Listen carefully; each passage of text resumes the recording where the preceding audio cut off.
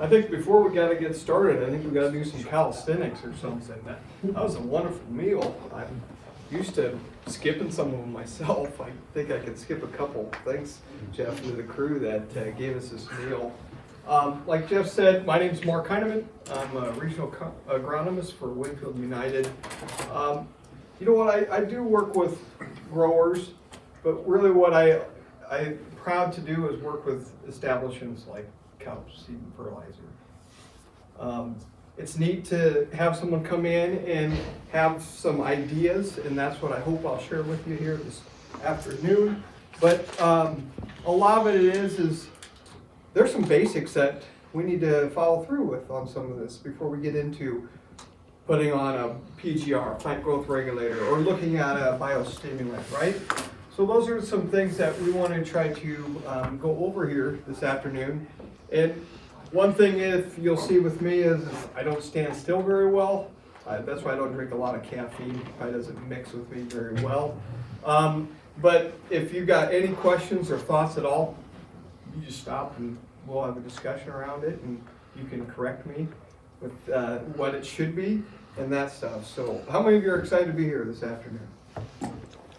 That's great, because we're excited that you're here. We really are. There's some things we'll throw out that are kind of unique, but I always say this. It's awesome to work with the American farmer, but you know what's even more fun? And it's scary to us as agronomists, is when you guys say, all right, fine, I'm in. What do I do next? Have you guys ever asked your agronomist that? So, if you haven't, I'm sure you've thought about it. And that's where we want to work with you on that level, but it also is one of those things that, as an agronomist, okay, now we got to get dirty, get after it, right? So we're going to kind of cover some of that here this afternoon. And one of the best responses I've ever had from a grower before, he's Del Unger, and he's from Indiana area. And he mentioned this when we had him out at a conference out in Kearney. He goes, you know what? If something doesn't work, it's not the end of the world. You guys agree with that? He goes, just because a product doesn't work and we have to exit that product on our farm doesn't mean we exit the relationship. I thought that was one of the best things a grower can tell me, and truly I think that's where we are, right? How many of you tried something, don't raise your hand, that tried something that it didn't work? Right? That's what it is. If you listen to these guys a lot, they've tried a lot of things, and then they zero in on what? Things that work, and they build that as their platform, and then they spread out from there. Okay? We'll kind of go over some of that. Sound like a plan? Perfect. I should say, I grew up in Penn, Nebraska, so I'm not the expert because I'm not outside of 50 miles. Perfect. You know what the neatest thing is? There's 17 essential nutrients that you guys are managing or is getting managed for you when you're growing corn, soybeans, alfalfa, wheat, whatever we grow right here. We need to have 17 essential nutrients to start the plant growth and development stages as well as finish the plant growth and development stages. If we don't have these, something within the growing of that plant is diminished. And it impacts us in which area that we see the most.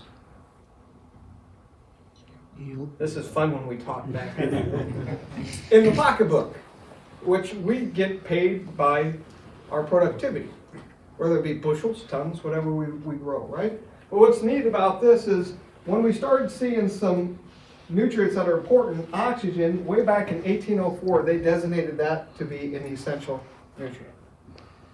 You guys put any oxygen on? You know, there's sometimes we need to, when we got saturated soils and we've got them so saturated, do we have much oxygen in there for our roots? Right? So if you went out in the back in the olden days, that was wrong. Back when we would rely more on cultivation and they would cultivate a really soil that was saturated, what were they doing as well as pulling that iron through? Think about it, maybe he was supplying nitrogen, or oxygen to the roots, right? That way. So as you look at these, we'll go through what we call macros, and then secondaries, and then when we get a lot of these micros. How many think the hottest topic you hear a lot about is micros? Guess what? There's probably some room we can do with macros before we get really crazy with the micros. They're important, but we probably can be doing some things a little bit more with these macro and secondary nutrients into that. So you see 17 nutrients there. How many golf in the room? Mick, raise your hand, you're one of them, I know. I can't really much anymore, my back doesn't allow it. But as you golf, one thing that they do in this industry, Brian, you can't answer the nutrient if you remember, but this is the way we think. I want you to start thinking, because there's some areas where we're comfortable with, and this is something that's probably going to push us a little bit. So we got known 17 essential nutrients. But in the turf industry, primarily around golf courses, they put a nutrient on called silica. And you know why they put silica on grass? What do you guys think? Make it greener. Make it greener. Not really on that, but it probably has an impact on there. But you know the main reason why? Increased rigidity of the leaves. What I mean by that is make sure they stand really straight and they hold up, right? Now let's roll this into a crop that a lot of us in the room love to grow. Show of hands, how many love to grow corn? Now I want to count all your hands. Who loves to grow soybeans? It should be the same. We grow both. But let's think about corn. These breeders today are talking about these short-statured hybrids, right? How many have heard that? And that might be hitting us in 2-3 years. Okay? They're going to do that, but as they change the structure of the corn size of that plant, we've got some taller ones now. As they change that and make it shorter, we don't want to give up photosynthetic activity. So how are they going to alter that plant to make sure we don't give that up? More erect leaves. Okay, a couple of things I heard. What? Erected leaves? And then what was the other one? Wider. Yes. So leaf area index comes into play now. So as we get a shorter plant, we get wider leaves, we get wider, heavier leaves, and we get wind like we are right now, what happens to some of those potentially? They break. They're not as strong, right? Maybe coming up, if we start getting into those situations and we increase our population, maybe something like silica might be what we could be doing in 5-10 years. Increase that rigidity. How well is the ear leaf if it's bent over? Probably not very good. What leaf do you manage the most when it gets into reproduction on corn? Ear leaf, right?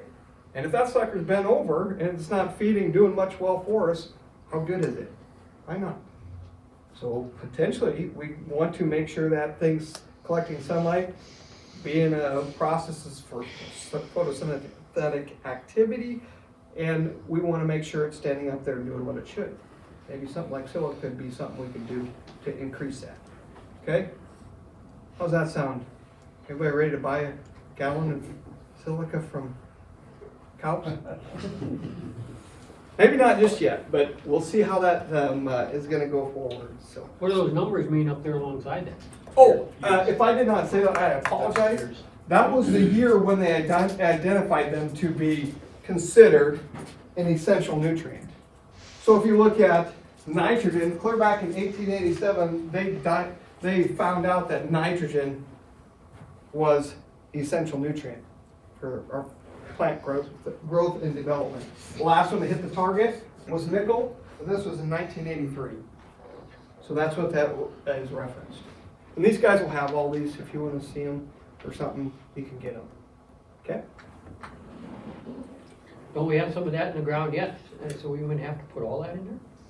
Yeah. Well, I mean, how many of you guys are now applying chlorine? How many of you put potash on? Oh, yeah. You're putting chloride on. It's chlorine because potash is 060, which also has what in it that I just said?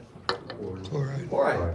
You know one thing, we're not, I get off topic sometimes. But if we're a wheat farmer down in Kansas, they found out that, yeah, they respond to potassium, but they also respond quite well to chloride for wheat development. And so they can see a deficiency of chloride, but if they put potash on, that helps out because there's some chloride in that fertilizer. Okay? Kind of neat things that are happening in there. But yep, so how many of you are putting molybdenum on? So these are some things that are going to be new to us. How many put on iron in the room? Maybe some on these, I'm blessed up in my area, we've done some trials, we're on these clay knob hills. My OMs go down to around 2 and my pHs jump up to 7, 8 or so. None of you have those fun fields, maybe. But we've done those trials, and when I put iron in furrow with that, I increased my yield on my soybeans. Because I did have some iron deficiency because of the pH, as well as some interactions that were going on in the soil. We'll get into. Okay? Something you can think about, right? So that's how we want to walk through what we're going to go through here this afternoon. To get that though, how many of you got the National Corn Yield Contest booklet in the mail? I know all of you got it. I mean, read it. I love this stuff because this is what's happening in our environment as well as other parts of the world where we can glean information and to see what we potentially could do and to alter when we're out there growing. So some things like average yield. This is all entrants that were into the contest as well as the national winners. So you'll see that all entrants, their average yield was 247.9, so about 248 the average. The winners were now, instead of that, 383. How many got a phone in your pocket? Pull it out. We're going to do a math lesson here. Before I get to the math lesson, I want to ask you this question. As you're sitting down and you're trying to push for more yield, what's one of the factors you're going to change when you're pushing for higher yielding corn? What's one of the first ones that jump out? This is where you guys help me out, shoot some answers back. Higher population. Okay. I've seen that look before. Why did he highlight that one? Well, we're going to do a math to look at this. Okay, so what I want you to do is take 248 divided by 33.7. What's that number? Somebody shout it out. 7.5. And someone write that down so I don't forget. 7 point what? 7.35. Now take the winners, 383, divided by 39. What's that number? 9.82. 9.82. Is there a difference between those two numbers? Yep. What's that difference?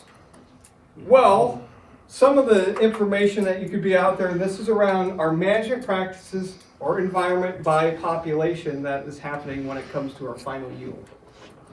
It can vary, but one of the best ones I've heard was way back, 3-4 years ago, I heard someone say, for every 1,000 kernels you're putting in the ground, it should at least yield you 8 bushels.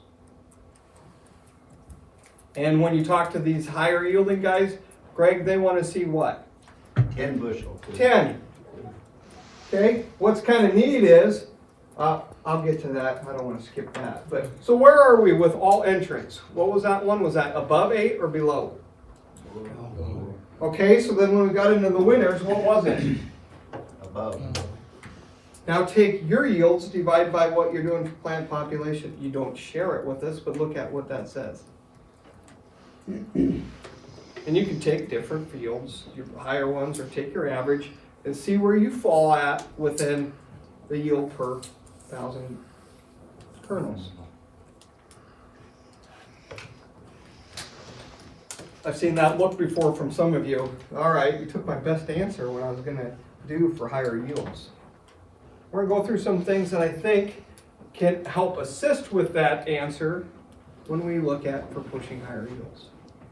So we got to start somewhere with that. This math started us right away. If we're not above 8, before we even start thinking about population, what should we do? Fertilizer. You're going to hear a lot about today, maybe fertilizing. How about maybe protecting it from stresses? What do you think? Yeah, so we're going to go through some of that. Okay, now let's get into some fertilizer. Most row spacing that's getting used is 85% of it is in 30-inch rows. But there's a growing percentage is going less than 30-inch rows, which gets into 20 and 15s. But the majority entrants were at 30-inch rows. So you look at the number of pounds of nitrogen that we do at 247, 227. Then when we get into the national winners, we're at 323. Okay? Look at the phosphorus. 60 pounds on here versus 102. Is there a difference there? Yeah. Potassium. How many of you guys feel that we got pretty decent levels of potassium in our soils? I can go into some other areas and we got way better potassiums. But most of our potassium isn't available, especially when we go through what we call grand growth stage, from V8 to tassel time. That's if you're trying to push for 300 bushel corn for about 20 to 22 days. That request for potassium is high. 15 pounds per acre per day. Do you think our soils are keeping up? They might, but what happens if we get in a dry spell or we get in a hot condition? Can we do something different to manage that stress? Okay, we'll walk through that. Next, trace elements. We got 88% of all entrants use trace elements. You go to the national winners, 33. I asked you a question earlier when we began. I said, how many of you feel like we hear a lot about trace elements? Yeah? But I think we could get to some of these before we need to get to traces with different levels. And I think that's really odd, why we're way higher here than we are over here. Don't you think? Well, some of that gets covered up a little bit by this. They use a lot of manure over on the high yield area, right? So they're getting some of that in there. Okay. Other things like starter. How many in the room use starter? Hopefully today, maybe when we leave, you find some relevance around starter. Because when you look at national winners, 81% of them use starter versus 65. I go in some areas and we're only up to about 20%. I know it's some slowing of our time and use of our time, but geez, it's probably making an impact here at that high of response, right? Okay, how are we measuring things? 92% of the national winners use soil tests versus 65. All right? So I like looking at this stuff, but then I went into, if you've looked at the magazine, there was a little blurb that said basics to add yield, or add bushels. And so what I did is through all those winners, I looked at it and I put them in compartments, and I wanted to see what was repetitive, or what was the highest ones that kept hitting from those winners of what they pay attention to. And then I came up with the 4 consistent responses. All right? First one, planning considerations. If I said the name David Hula, Randy Dowdy, does that mean anything to you guys in the room? It should. When they go out and plant, do they start planting when their soil temperature is less than 55 degrees? Nope. They want to make sure it's warm soils. We'll get into some of the reasons on how the balances of this, but how many of us in the room plant before it's 55 degrees in your soil temps? No, that's true. Everybody raise your hand. In fact, I'm ready to go planting today. I was down in Wichita earlier this week, and it was warm. There was sprayers going on, all kinds of stuff. They don't plant till it's 55. Well, where do they live? Well, we got Georgia and we got Virginia. Who lives in Virginia? Randy Dowdy's down in Georgia. Okay? So we don't have that luxury or option. So if we don't have that, what things change, and we'll highlight them, but if we can't change the soil temperature, we better do something about it. I've been able to work with some guys that are pushing some things. I had one guy call me this spring, and he put on some precision stuff, and he was using technology to monitor things. Calls me, he goes, "Hey Mark, guess what I'm planting?" I said, "Yeah, we are too, not working very good for me." The soil conditions were wet, we weren't closing very well. He goes, "Well, yeah, that's happening too," but he was so excited to call me up and tell me, I put that precision on, I was using this technology, and I was monitoring my soil temperature. I'm glad, I don't know why I wanted to listen to him, but he goes, "Guess what my soil temperature was? What do you guys think it was?" Brian, you can't say, you heard this Monday. 55. Nope. 35. Pretty darn close, 39. Let me say that again, 39 degrees. He's out planting. Does that make your agronomist nervous? Yeah. So I said, okay, so you're planting at 39 degrees soil temperature. I said, as you're planting, make sure you put a flag there so we can go back and see what happened when it came to emergence and stand establishment. So I finally caught up with him at V4 to V5, and we did a population there. Where do you think some of his most problematic area was for stand establishment? Right, those areas where it's cold soil temperature. So while he was telling me this, I said, all right, this is great to hear, but I said, I don't want to stifle your technology or your investment in that, because I think that's what we need to do, but you're collecting it. But what are you planning to do about it? What do you mean? I said, well, geez, I've told you we need to worry about this stuff, because as we stress this in such cold temperatures, your availability of phosphorus crashes. We'll go over that. That ability for that plant, when it imbibes the water that it needs, it could go through a cold shock, which then could affect some other triggers of like a plant growth regulator type of product, gibberellic acid, to trigger germination. So if we're recording that, maybe if you're seeing that happen, if we had the chance to apply that, do you think that would help us? What do you guys think? So we know we can't change the soil temperature, but can we manage it differently going forward? I'm glad you guys are all happy, because that's what we're going to cover. Okay. Next, placement and timings of nutrients. I remember hearing Randy Dowdy, he was saying, when he puts his starter on, where does he put it? Off to the side. Off the sides, in which places? Both sides. Both sides. Why does he do that? Roots grow out of there.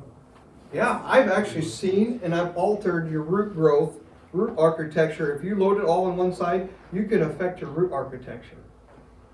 So then he says, well, you put it on both sides. And then he also said, you know what? I messed up, and I was putting 40 gallons of 1034 out. Let me put 40 gallons on it. And he saw his yield jump up drastically when he standardly would use about 20 or 25 gallons. Okay? These are just some things that these guys are pushing out there in the way they're looking at things. Okay? Measure to determine crop nutrients. These guys are out there in their fields a lot, measuring it, whether it be soil samples, tissue sampling, but they're out there watching and looking at crop growth and development. Trying to think about that. And last, manage hybrids to your style. In 2019, David Hula broke the record again, and what bushels did he yield? 620. Close. 616 and change. That's what he yielded. If I say this number, you'll probably laugh. 1197. What's that mean? We got any Pioneer planters in the room? What's that mean to you guys? 101 corn. So that's the variety, right? Variety. It's the hybrid he used. 1197 Pioneer. Why did he choose that hybrid?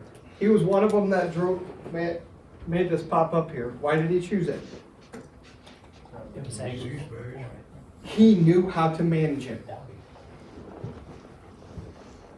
We know stuff about this hybrid too. I know how to crash it. I put a high population, I put a corn on corn, and I drop the nitrogen. How does this hybrid handle that? You're not going to be happy with me. Okay? So he knows how to manage this one. So many times, sometimes you guys get the plot winner come to you, and he says you need to plant that. Before he gets into that, you should ask him several questions on how that manages your style of farming. Because if you're not willing how to change that management to fit that hybrid, it might not be the best hybrid for you guys to plant. Okay? All right. This is some cool stuff here. I think we do this quite a bit. Minimizing the lowest denominator for increasing yield, so the lowest stave. So if this happens to be like some nutrient or weather stress, if we get that up there, we'll increase our yield as we keep all those staves level. But here's the next thing I want to get into is right here is the interaction. And this happens to be around soils. And I could add some other arrows in this as well. But if you look at it like this, you got all kinds of nutrients here. If we have phosphorus that's high, I have a direct impact on my zinc. We got some growers that have some phosphorus levels of 3, 5, 600. And our zinc levels are 3, but they still respond to starter. Why is that? It's right here. You get into high phosphorus soils, it impacts our zinc. We make a combination of zinc phosphate. We make this bond. It's hard, so hard that the plant can't take up either that zinc or phosphorus that's tied up to each other. No root acetates or exudates can knock that off, which then makes that investment not available. So then we got to think about different forms of zinc so we don't allow that to be tied up. Okay, so those are things that we want to get into. Also, you get into situations where potassium can impact magnesium, as well as magnesium can impact potassium. And these interactions as well happen in the soil, in the plant. We're just looking in the soil. But these interactions happen in that plant as well. How do we manage these things? Okay. pH. How many pay attention to your soil's pH? Where do we roughly want our pHs to be? And this is, I do variable levels. Where do you think you want your pHs or you manage them to? Neutral. Neutral. Potentially, I kind of like acidic a little bit more, because if we get a little bit more acidic, it helps us up a little bit more on some of our macronutrient or micronutrients and secondaries. So anywhere from like a 6.2 to a 6.7 is kind of where we want to play. What do you guys think? Yeah, I think that's a decent pH we need to meet. Okay.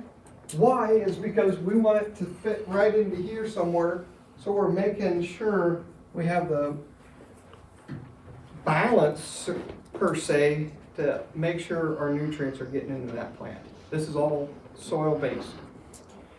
When we started managing our soil to that pH, what nutrient were we really wanting to focus on out of that whole group? Someone shout something out. Out of this whole group, when I want to manage my pH, we focus mainly on what nutrient?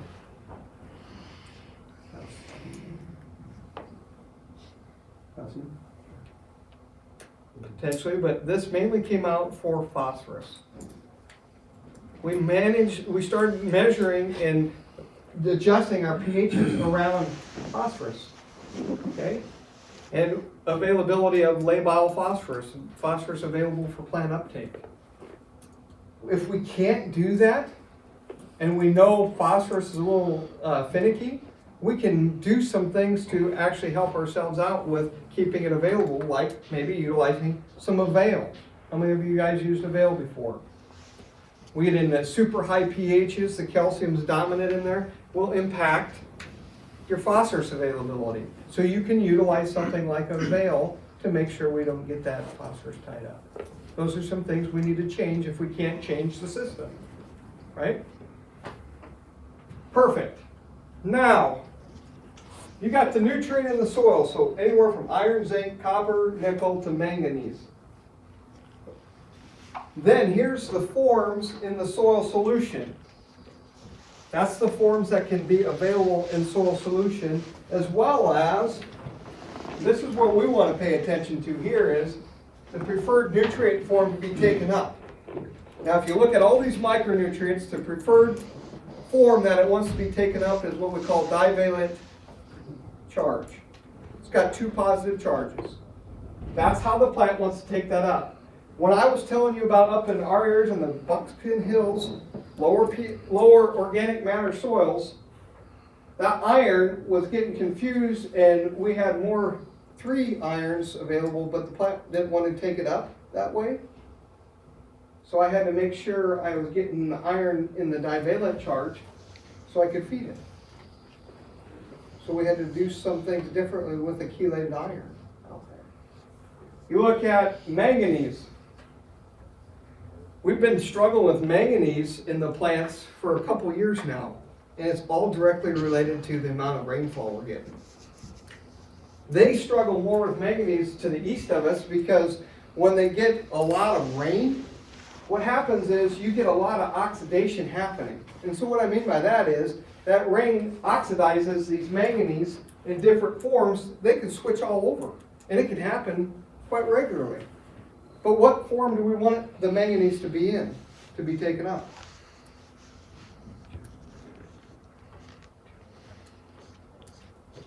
What's it say? 2. Manganese plus plus. And so that oxidation now becomes a problem for us. So sometimes we can be having some issue just because of if we have additional rainfall out there.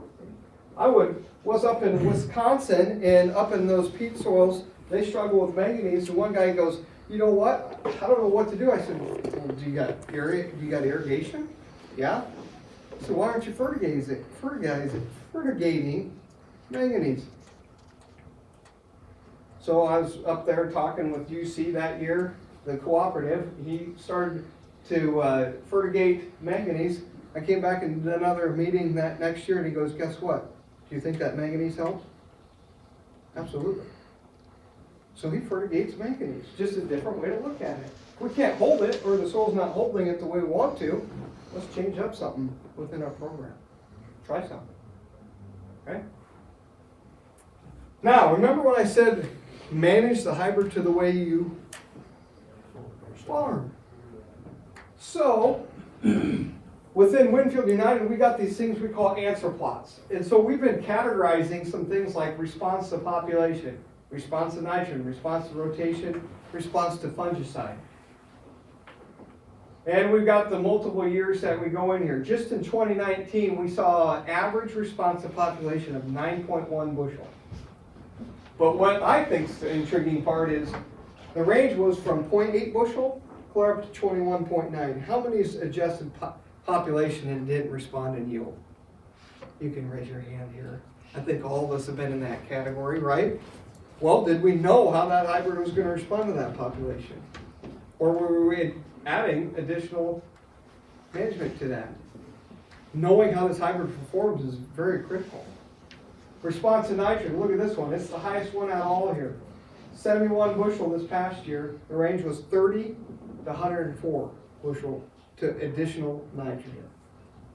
Is that switching like between nitrogen, splitting up nitrogen, or rate of nitrogen? Nope, this is the actual amount of nitrogen available to the plant. So Okay. we try to stress it to where the soil's obviously not going to keep up to the additional nitrogen. And then on the flip side, we try to do a delta curve and throw a lot of nitrogen at it. And then we rate the hybrids on where they fall. Okay. And that's how we get that range. Does that make sense? Mm-hmm. That's how we're measuring that response to nitrogen. But Mark, are you putting it all on at one time, or are you splitting that application? No, we split it. Okay. And so you were correct. We will try to put it all up front, but then we'll also come back and side dress in some areas. Okay. Yep. In my area in Nebraska, we'll come back with an additional 200 pounds of nitrogen at side dress. And we've made up our own little Y drops that we're putting out. Liquid. Yep. And then we try to take in consideration of the credit from the soils. Response to fungicide. How many put fungicide on? How many believe in fungicide? How many have seen fungicide not work before? Just keep your hand up. I think we've all got to play around with that. But this is something I think should be a staple in our operations. Our average yield response this past year was 16.1 bushel response. But our bushel range from hybrid to hybrid was 5.6 clear up to 40 bushel. Is that putting it on once or twice? That's or once. Once. At what stage? I was at tassel. So choosing these hybrids become important as well. But just in general, I'll tell you these hybrids that we're planting today anymore, the yield potential in them is high. And what happens is if we don't protect them from some stresses, they can't achieve that. And so just in general, these hybrids you guys are planting today are going to respond to fungicide. Okay? How many are going to continue to utilize fungicide? How many have seen fungicide work so good at tassel time, now you're saying, well, is there another timing I could put fungicide on? Anybody in the room think of that? If you are, what timings are you thinking about?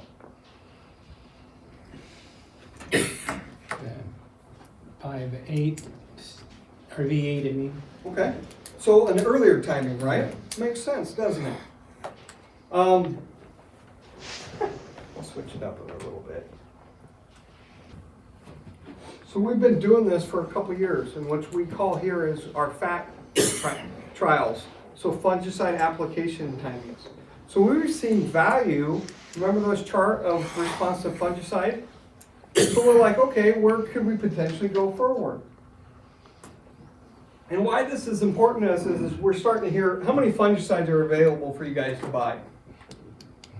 Dozens. What do we make sense into that? I'm glad you asked because we might go through that. But to get to that, I want you to see what we looked at. So we were looking at Veltima, or it was Revysol before they came out with Veltima and Revitec. Veltima's for the corn, Revitec's for soybeans, and this is BSF fungicide. Okay? And so what we've seen and what we wanted to try to do is, we know there's value at VT to R1 application of fungicide. But we wanted to start looking at maybe an earlier one, like you said, V8, V10, right? So we made this timings of V10. And so what we did was we went out and did some applications. And this is over 30 some sites. Across disease, this is low disease, medium disease, and high disease. When I put them all together, here's how it came out. When I did an R1 application of Veltima, I had a 238 bushel response. When I did the V10 application, now I'm at 236. Is there much of a difference there? No. But when I go into more of my high disease, which we don't have a lot of high disease in these plots, but when I started seeing more presence and more issues with things like gray leaf spot, how many of you guys see gray leaf spot in your fields? Where does gray leaf spot start? High or low? Low. Low. And so if you're trying an earlier timing application, makes sense. All right, so when we started going by high disease sites, that V10 application now yielded 254 versus 245. And what's neat about this, are we allowed to change our minds or have a better way to look at things? I used to think, you know what, I don't want to spend my money on the early application on a premium fungicide, but I think there's some value. Maybe I could put on what we consider to be more of a mid-tier fungicide. But this data just told me opposite of what I should be thinking. And I'll walk through it with you. You look at headline amp. How many have used headline amp before? A lot of us. That is now BASF's mid-tier fungicide. Their premium now is Valtima. I'll tell you right now, there is a difference. So we'll go through that. But here's the data showing us before we'll get into it. Here's headline at R1. I didn't do it at V10, but here's headline at R1 versus Valtima at R1. 245 versus 244, but if I go over to across the disease, look at Valtima here at R1, yielded 238, headline amp at 234. There's separations in bushels because of these improved products.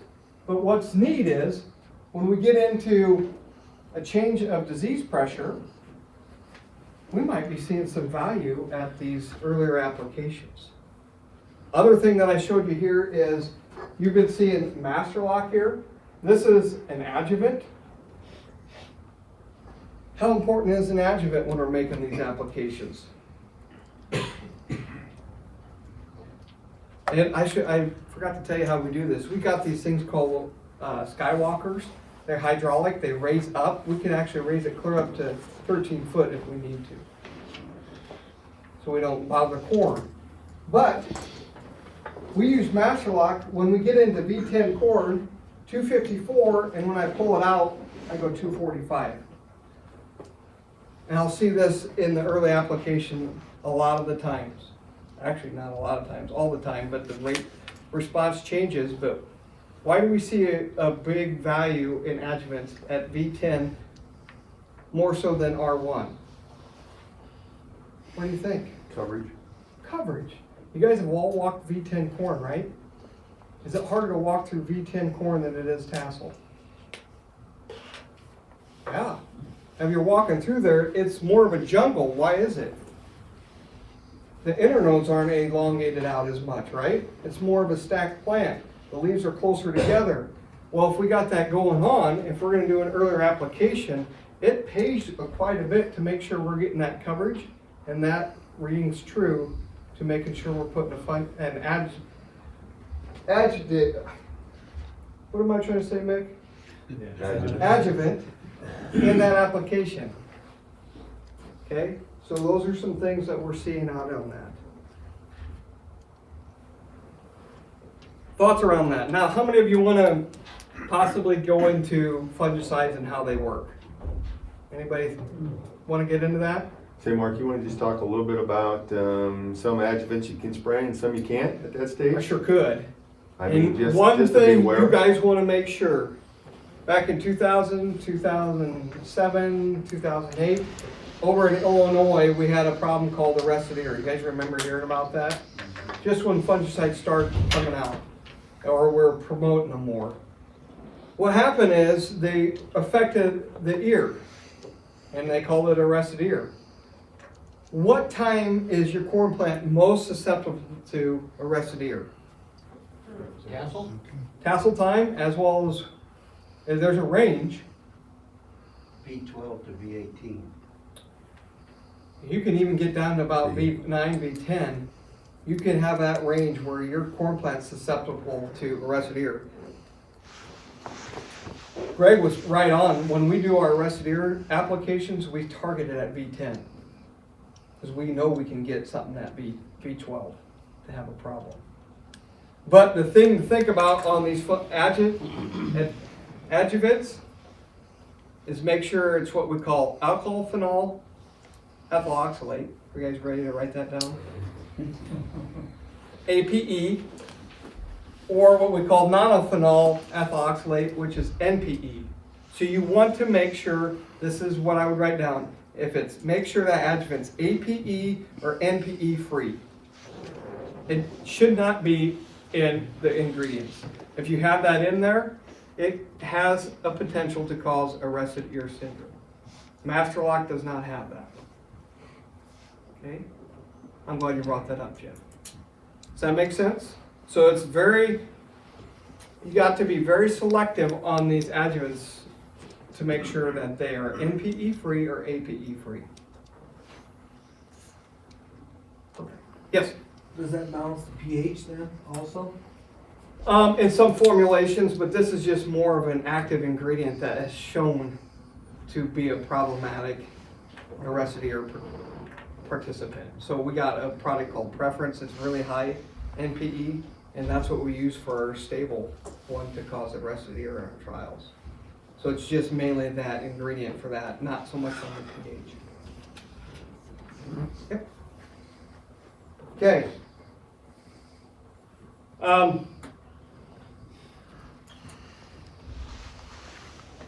How many of you, when we talk about fungicides,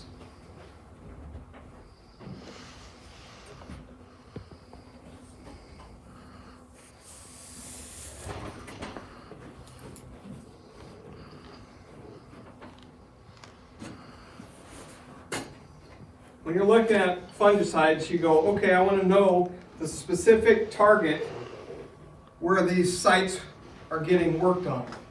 And yeah, this is my best drawing. So this is a leaf that I drew right here.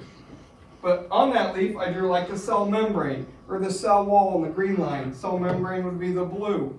And then inside that leaf, you got the microtubules or the mitochondria, or we got the nucleic acids, right? So this is what it looks like when I do a cross-reference of the leaf of a corn plant. There's 3 basic fungicide groups that are getting used. If I say triazole, you guys familiar with triazole group? If I say the triazole number, would you guys know that the triazole group number is a group 3? Okay. Now, if I say strobies, these are what we call our group 11s. Now, before I get into that, these triazoles, I got them under what category? What's this say right here? Cell membrane. That's where it's working. We'll get right back to why that's important. Okay?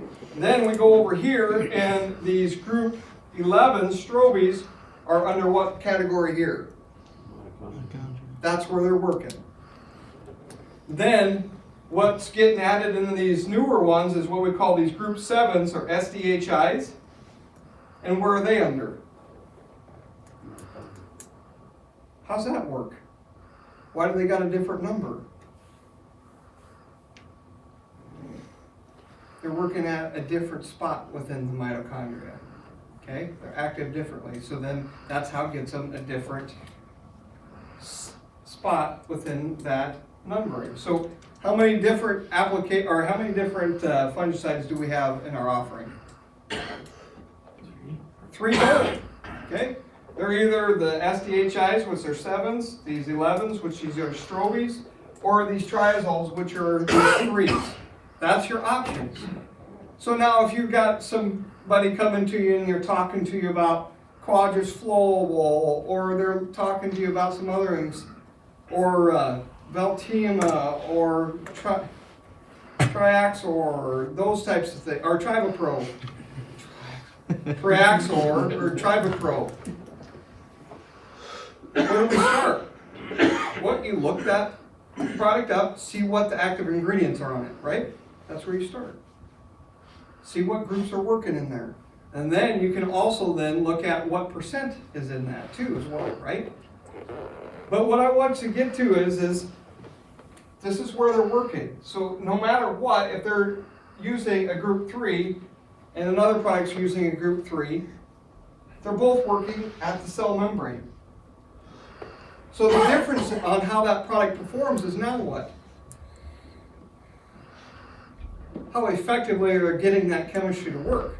Whether that be getting into that plant, through that plant, and making sure it's staying in that plant to be what?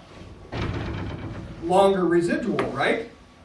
So, back to why I said, I used to think, if I'm going to go early on at V10, I want to use a cheaper fungicide because I didn't think there was that much of a value.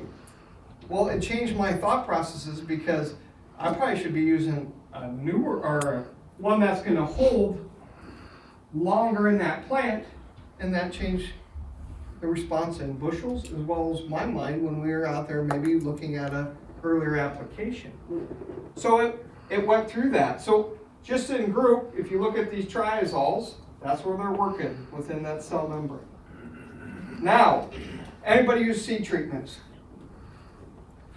If you're using a seed treatment that's got methanoxam or metalaxyl, they're working at the nucleic acids from the plant. Okay, kind of cool, right? Now, let's get into this a little bit deeper. We got two products that are working in the mitochondria. I'm glad you asked, what should we look at? Well, now we got to look at the respiration pathway in the mitochondria. How many like this in school, right?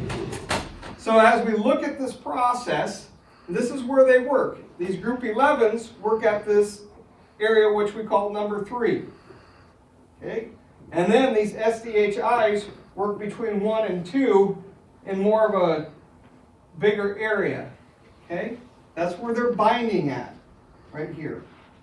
Now, how many have seen in your fields in soybeans frog eye leaf spot? I think all of you should raise your hand. My fields have been blessed with it, and I'm not but 25 miles to the north of you.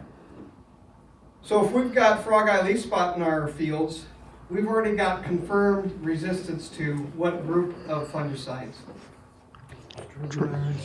Which ones? Strobilurins, and that's your group 11s. So if you're going to manage frog eye leaf spot, should be hanging your hat on something that's just a straight strobe. Nope. Make sure you're selecting that appropriately, right? Now, why that happened is, when I talked to these very smart people, they said if that disease could mutate and change the way it worked within the respiration pathway of the mitochondria, it could develop resistance. So they said that group 11 is working strictly within that 3, it just leaped across and bypassed that situation there. Potentially, and that's how we get our resistance. It's way more specific here than if you're working with these triazoles, you're working within the cell membrane on that whole leaf, right? Okay. And then our SDHIs, why they're coming in the market, is they cover a little bit more within the respiration pathway, which then help out these group 11s. So if you're going to spray fungicide to your frog eye leaf spot on your beans, you better be making sure you got the group 11s and group 3s in there. So the premium products. Mirvis Neo, the Revitech, those types of products. Okay? Now, as we look at that, now as we've seen that break out, any questions or thoughts around that? So this is where it's working in the plant. Next, when they get into these newer products, they will start saying they are doing something differently. So, like, let's just use Veltima. The triazole in that, they said the head on that triazole can change and alter to fit into that disease shape better. So why that's important is, as it mutates, it changes forms. If you could have something change and lock into it better, it will be more effective. So you're seeing a step change with that type of activity that's happening there. Okay. Next, what you see is some of these premium fungicides, what they're saying is they're pooling the active ingredients inside that leaf, and it's distributing out slowly, so we're getting more of what? More protection over a what? Longer period of time. So, if we're having that happen, we're protecting ourselves longer from diseases happening on there, okay? Perfect. The last thing I want to touch here. If you don't have diseases that you think out there, I said just in general, these hybrids are responding to fungicides more, right? In the absence of diseases. Why is that happening? Well, when that plant gets stressed, we have things happen on that plant which we call reactive oxygen species. Aren't these fun words, right? Reactive oxygen species are negative within our plants. And they're always producing them, but if they can't get rid of them, we'll have an impact on cell longevity as well as cell strength. And if we start breaking down cells, we start having an impact on our yield potential. So as these plants are really geared up and we start getting some heat, or it gets a little bit drier, that will impact these what we call reactive oxygen species or toxic oxygen species. But if you guys are on your top of your game and you're managing some nutrients like zinc, iron, manganese, copper, these little micronutrients help us out, and they now make something called superoxide dismutases. Aren't these great? But in general, is what I'm trying to tell you, is you can manage these stresses with nutrition. And if you want to manage your stresses with the ROSs, you can look at your micronutrients to manage that. But if you don't want to leverage that, things like fungicide can manage that. Then they're managing the ethylene. So they're reducing that ethylene from creeping up to impact plant growth regulation, plant growth regulating things like GA or cytokine, right? That impacts it. So we want to keep these grow hormones happening without getting impacted by ethylene. So those are the levels that are happening in there. How many scratching your head now? That's the level of activity we can do, but if we're managing those stresses, that's what these David Hulas, Randy Dowdies are doing, is they're targeting multiple applications, so they're not stressing that plant as much. Yes, Jeff? So you want to just name the names that have the 3 sites? Does all the new ones have the 3 sites of mode of action? Like Delaro, Trivapro, all the new ones out, they all have the 3 sites, or? Yeah, they do, except for -1 that's kind of a newer in the market is Lucento. Does not have 3. But it's a little bit different as well. Yep. Yep. So just get on the line and look at that. But yeah, a lot of those that you just mentioned have the 3, but minus Lucento would probably be one that does not have the 3. Yep. And Headline Amp does not. Nope. So they're changing that up in there. My opinion, guys, there is value in, especially if we get into higher yielding conditions, maybe some earlier applications you're looking at, you got value in these premium fungicides that are hitting the market. Off of the data that I've seen, as well as walking these fields that I was able to walk. Questions or thoughts around fungicides? I know we diverged a little bit there.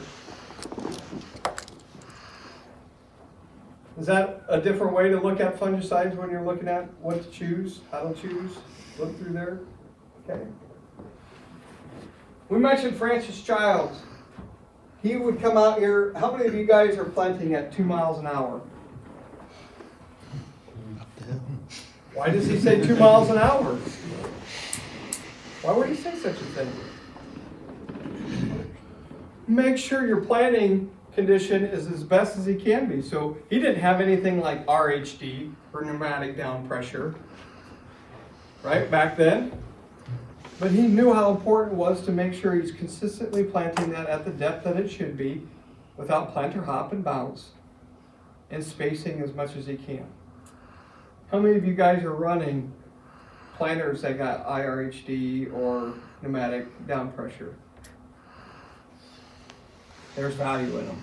I walk those fields and know them pretty quickly. I think a lot of us do very well with the spacings of our plants, but once I start seeing some bounce and stuff in there and our depth's different, we can pick them out pretty quickly. So this is what he's saying, even back in 1999. Now let's take 394. He said, how many of you want to plant 44,000 seeds per acre? Was that a lot back then? Is that a lot now for us that we're used to? Take 394 divided by 44. What does that give us for a number? And shout it out. 8.9. So is he above the 8 roughly? Yep. So a lot of this. So if I add all that up, there's a lot of those that we're referring to what we call early stress mitigation and planning.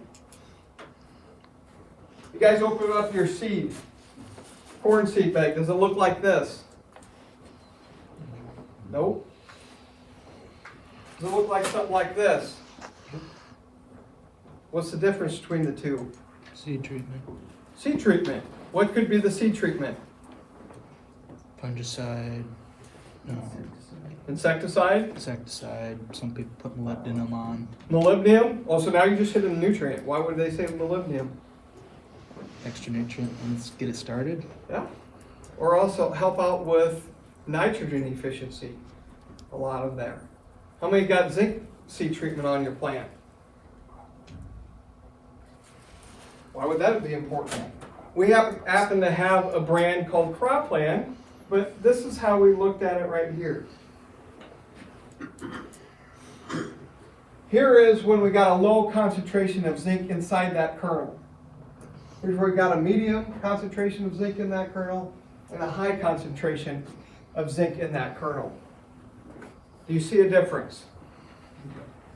This is just because of the concentration of zinc inside these kernels. So that made us start thinking, going, you know what? If it's that important, why don't we just put zinc on the seed? Make a zinc treatment. Right? How many of you are putting starter out? How many are putting zinc in your starter? Making sure we got at least 4 gallons an acre so we get good coverage over that seed.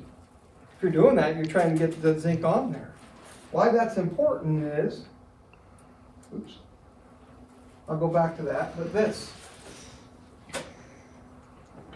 You guys, when you put that seed in the ground, this happens to be a barley seed, but a corn would look the same way.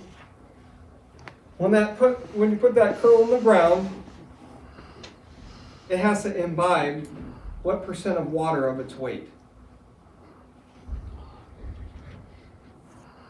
I'll give you percentages: 10, 30, 80, or 90.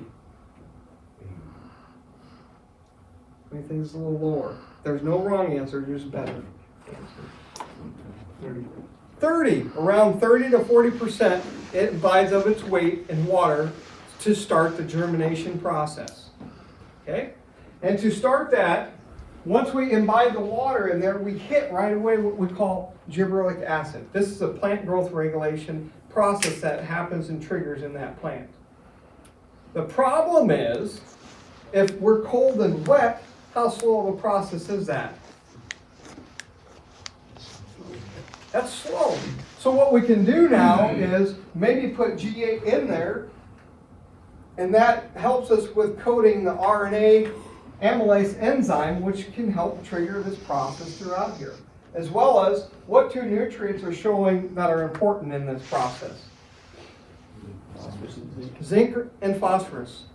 If we would just combine, take that kernel, get it analyzed, what 2 nutrients are the highest that get removed % in the grain for uptake? Zinc and phosphorus. Phosphorus is the highest. Zinc. Why? Because it wants to start this process the next year with its grain. So we need to be looking at these types of things that trigger all this throughout the process. So when I told you about that guy that called me up and he was planting, what was the soil temperature? 39. We knew it was going to struggle. What could we potentially do to help that out, knowing some of this now?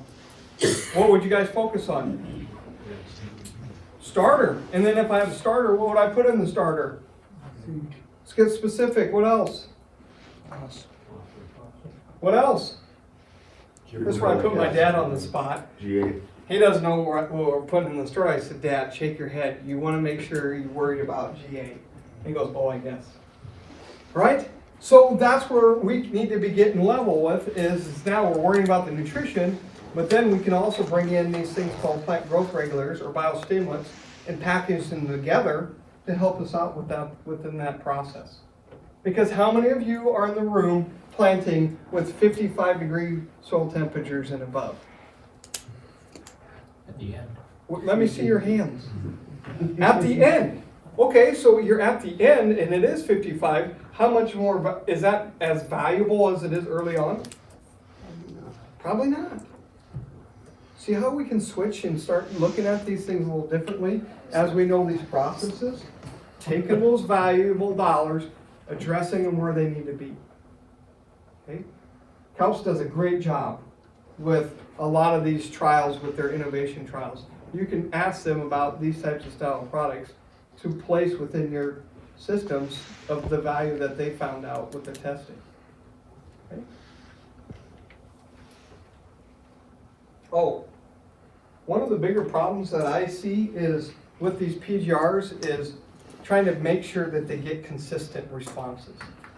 And why that's is tough is the weather doesn't always change, work with us, right? So what we've been able to do is, I think we really helped out lead this industry when it came into these plant growth regulators. We had a product called Ascend. It's been out for a long time, and after a while you guys are like, what's after the question you usually ask of us, okay, I'm all in, what should I do? After that, you guys ask the next question that's pretty tough is, what's next? What can I do next? Well, we were looking at that for Ascend Pro. Instead of just looking at these plant growth regulators like gibberellic acid, cytokinin, and IBA or auxin, we now put an amino acid derivative in it to make it more consistent across more of these conditions. What we're trying to do is try to make sure it could play in warmer soil temperatures where Ascend SL or at WSG didn't work. And when we started doing that, we increased our probability to 75% versus 60-some%. Does that make you guys feel more interested in using a product? Yeah. These types of products, one of the biggest problems with them is their consistency. When they hit pretty good in yield. But sometimes the hit's not very consistent for us to spend the money. So we try to work on the consistency as well as to improve yield potential. Now, remember when I said Hula and Dowdy, when they plant, they want to have what type of soil temperature? 55. Let's just look at phosphorus. A drop from 70 degrees down to 55 in the soil drops the availability of phosphorus 70%. But what's even more scarier, how many of us are planting at 55-degree temperatures? How many have seen your plants when they get up that they just don't look very good? They're pukey looky, they're slow, that type of stuff. Yeah. It's these interactions and availability of soil temperature by some of these nutrients. This just happens to be phosphorus. Okay? Affected by the different soil temperatures there.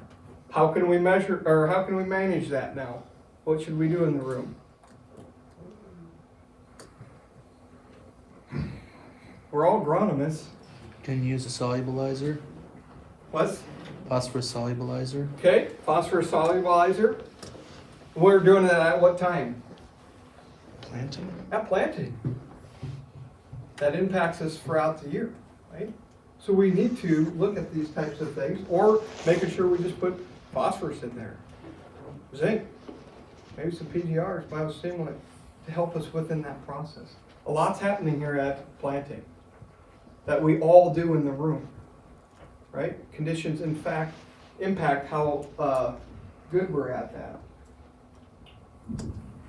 So Mark, if you're putting, 10 gallon of starter or 5 gallon of a 1034L at that time, is that enough? In 50-degree soil temp? What did you call it? And what again? In a starter. Yep. I think some guys, especially if they're guys that are putting it on seed, we see that there's a value, but how many worry about salt injury or germination issue? Yeah, we're not trying to do a full-blown program for phosphorus. We're just trying to do a starter. So there's no need to get much more than 4 gallons on that. And if we stay within that, we're not going to have much of an issue for causing any issue out there. It's when we start pushing the rates more than we need to have to. We're not trying to supply the full year of phosphorus in there. We're just trying to supply some phosphorus when it needs it early on. And then it'll use all this, be very efficient, but then we need to get into a good soil level in your soil test, right? We get more root exploration, as well as maybe if you're doing a 2x2 or if you're doing another way, we can get into that. But that's where I would get into. There's no need to get really charged up about it, unless you get into further away from the seed and we reduce that potential for any injury, we can increase those amounts.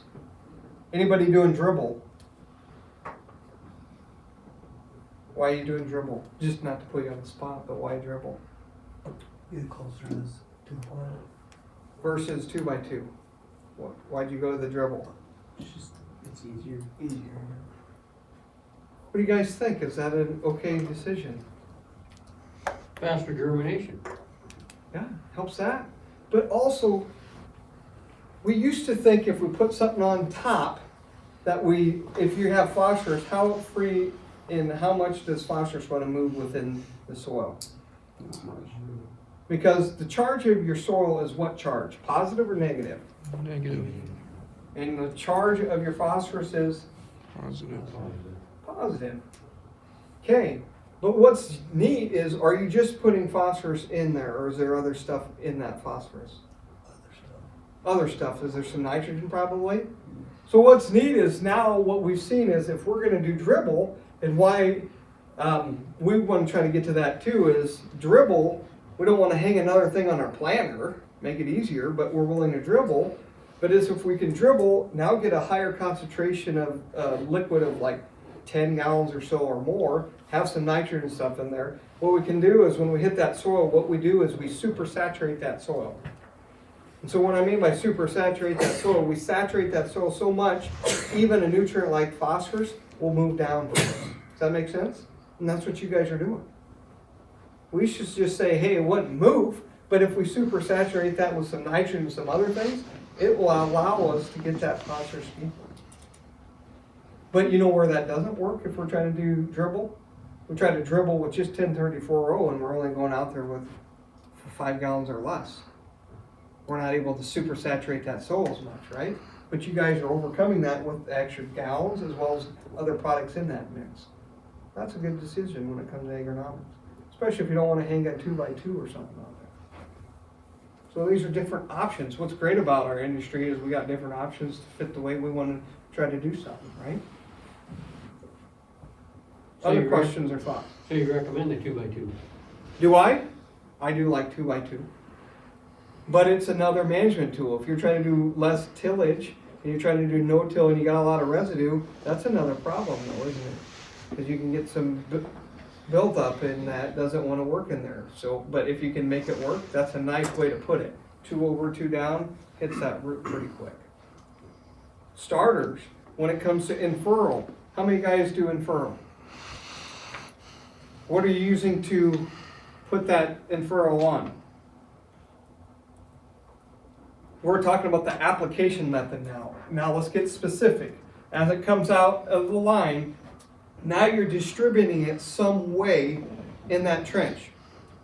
How are you doing it? Under the seed. So a total tubular, probably, right? Of what you're using. So directly right underneath the seed and the seed falls on top of it, right? Anybody using some other things? Y splitter. Y splitter on a rebounder or so, right? You got the new way where they got the splitter, but then they got the dribble in the middle, right? Why would they come out with something right in the middle on the seed? Coverage. As well as, what did we just walk through? We just walked through the germination process, right?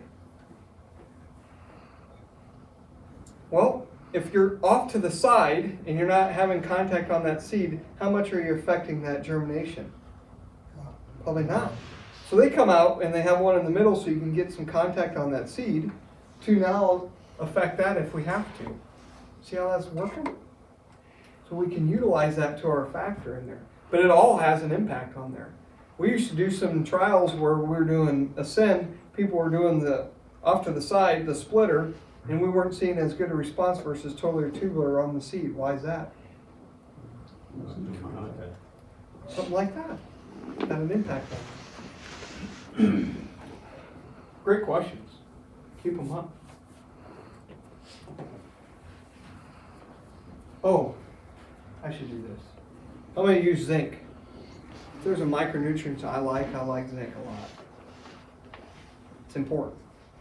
And what I think about zinc is I think zinc should be looked at as what I call multi-directional. It's not a product you just put all in one spot and say, yep, I'm good for the year, I'm done. Why is that? Is because this nutrient is in what form again? What form does the plant want to take this up? Divalent, plus. Okay, that's important. So we want to work it in there. As well as when it gets into the plant, it's not very mobile. So if I just choose to put it in one spot and it sucks it all up and it decides to put all that zinc source into that plant at V5, V6, but then I get into V9, V10 corn and I need it somewhere else, you think it's going to take it from here and move it up to here? It gets stuck in what we call organic complexes. Doesn't freely want to move within the system. So when I say multi-directional is do a little bit here, do a little bit here, here, and here. I got some guys that we work with when it comes to fertigation. He's fertigating at the end, close up to tassel, and they're still putting zinc on it. Boy, that's something silly, isn't it? What's silly is I've almost put in all those 17 essential nutrients through the pivot, but we're just trying different things. But we've seen some value. Do you know that there's still a fair amount of zinc that gets taken up, even up to R3 in corn? Why is that? What two nutrients did I say get removed in a high proportion to the weight in the kernel? There we go. So if we keep feeding that, another thing is anybody grow hybrid corn? If they just got really aggressive with their zinc applications, would we have to worry about treating our seed with zinc? Maybe not, right? It's something that we just saw there in that wheat. Okay, now another thing about these zincs is the different forms of zinc. How many, when I say a zinc oxide, know what I'm saying? Or ammoniated zinc, or citric acid zinc, or ultra key zinc, or EDTA chelated zinc. Why we got such a plethora or different options of these zincs is we're trying to protect it. Now, some of us, if we've got high pH soils of 7, 8 and higher on these bucket skin hills, can have an impact of calcium on our zinc availability, or if we got extremely high phosphorus, what can we do to that zinc? Tie it up. So we got to protect it. So this is utilizing, it happens in the soil that we just walked through, but it also happens within products when we're mixing them together. So what I want you to pay attention here is we've got 1034-0, that's 624-6, and 918-9. What's the difference between 1034-0 and these two types of products? Form, and specifically phosphorus form. 1034-0 is very close to what we call a 70 to 30%. 70% polyphosphate, 30% orthophosphate. What form does the plant take up? Ortho. Okay. 624-6, 918 is a higher concentration of what now? Ortho over poly. Okay. But there's more availability of it early on, but then we have some issues with mixing. So now what I want you to watch is, as we drop ammoniated zinc, watch what happens when it interacts with this. Citric acid, which citric acid is a weak chelator for the zinc molecule. Watch what happens. And then EDTA, which out of this group is the strongest chelator. And watch what happens when it falls into there.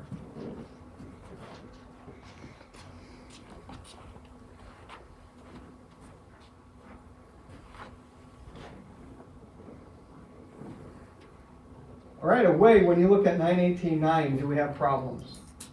Except for where? ETA. Then if you look at 624-6, you're seeing some issues as well. Versus where? And then you got 10-30-40 can buffer it better than these orthos. And what we're having is just a chemistry experiment right here. So we've got issues, we gotta make sure if we're mixing some things together, we have to make sure we're using the right forms of these products. What do you think's the most expensive zinc product up there? EDTA. There you go. Okay. But it gives us value for mixing as well as availability of our zinc for the plant to take it out. Remember one of the questions was, or answers to one of the most repeated ones was to measure the crop. How many of you guys tissue sample? I remember doing meetings 2011, 2012, different states. We just got lambasted and still do of doing tissue samples because a lot of the professors and university people said what? They're not very reliable. And they got their weaknesses just like soil samples do. But does Randy Dowdy, Hula, I bet those guys that are pushing level, do they manage it? Some of their recommendations off of tissue sampling? They sure do. Because they know sometimes the plant's telling us it doesn't have it, even when the soil's telling us it does. So they want to make a change if they have to. What I got right here is, if you can see it in the back, a picture of 2 corn plants. Now, you see there's some deficiency showing up there on the lower leaf, or some problem. Where's it happening first in the plant? Above or below? Lower leaves. So that's can now help us separate what nutrient we're looking at. We got some nutrients that are mobile and some that are not. So I can kick out all the what nutrients, the ones that are non-mobile, because it's happening on the lower portion, right? Where it was deficient, it's pulling it from the lower one, so it's a mobile nutrient within the plant. So we know we're working in that category. Next, what does it look like, how it's working on that leaf? Is it at the midrib or on the outer edges? Outer edges. And what's happening? Is it kind of that yellowish, kind of a discoloration on the edges out there? Is that nitrogen? Nope. What nutrient would that be?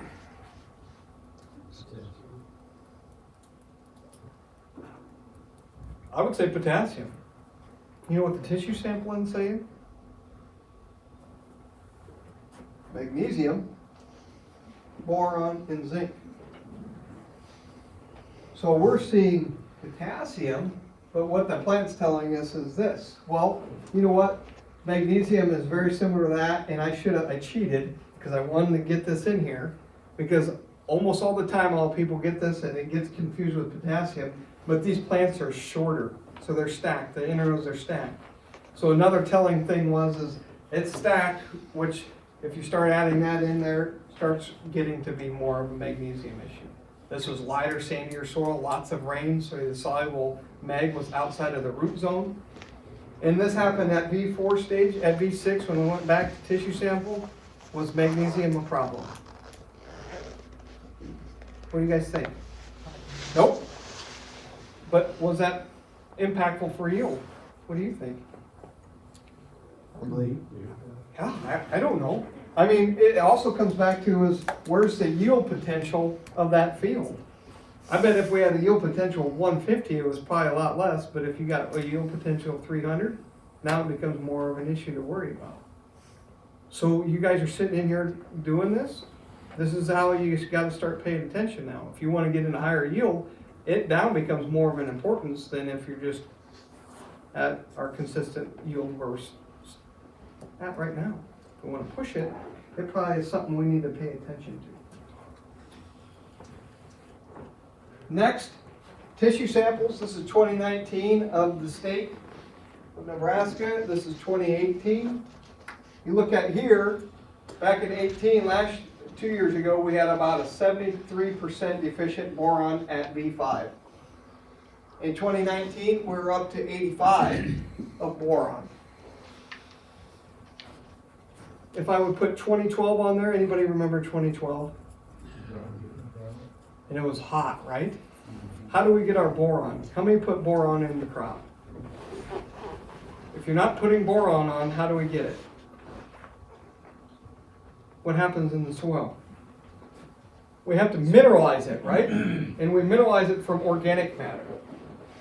Now, why we're seeing a lot of deficiency in 2018 and 2019, what do you think our soil temperatures are at? Warm or cold? Probably colder. If I threw up 2012 on there, they were warmer soils. We didn't see boron as big of an issue. It was more closer down here versus there. Yeah, at least half. What made that impact? Soil temps. But this nutrient, boron, is really important for cell division, cell differentiation, cell elongation, a lot of cell activity.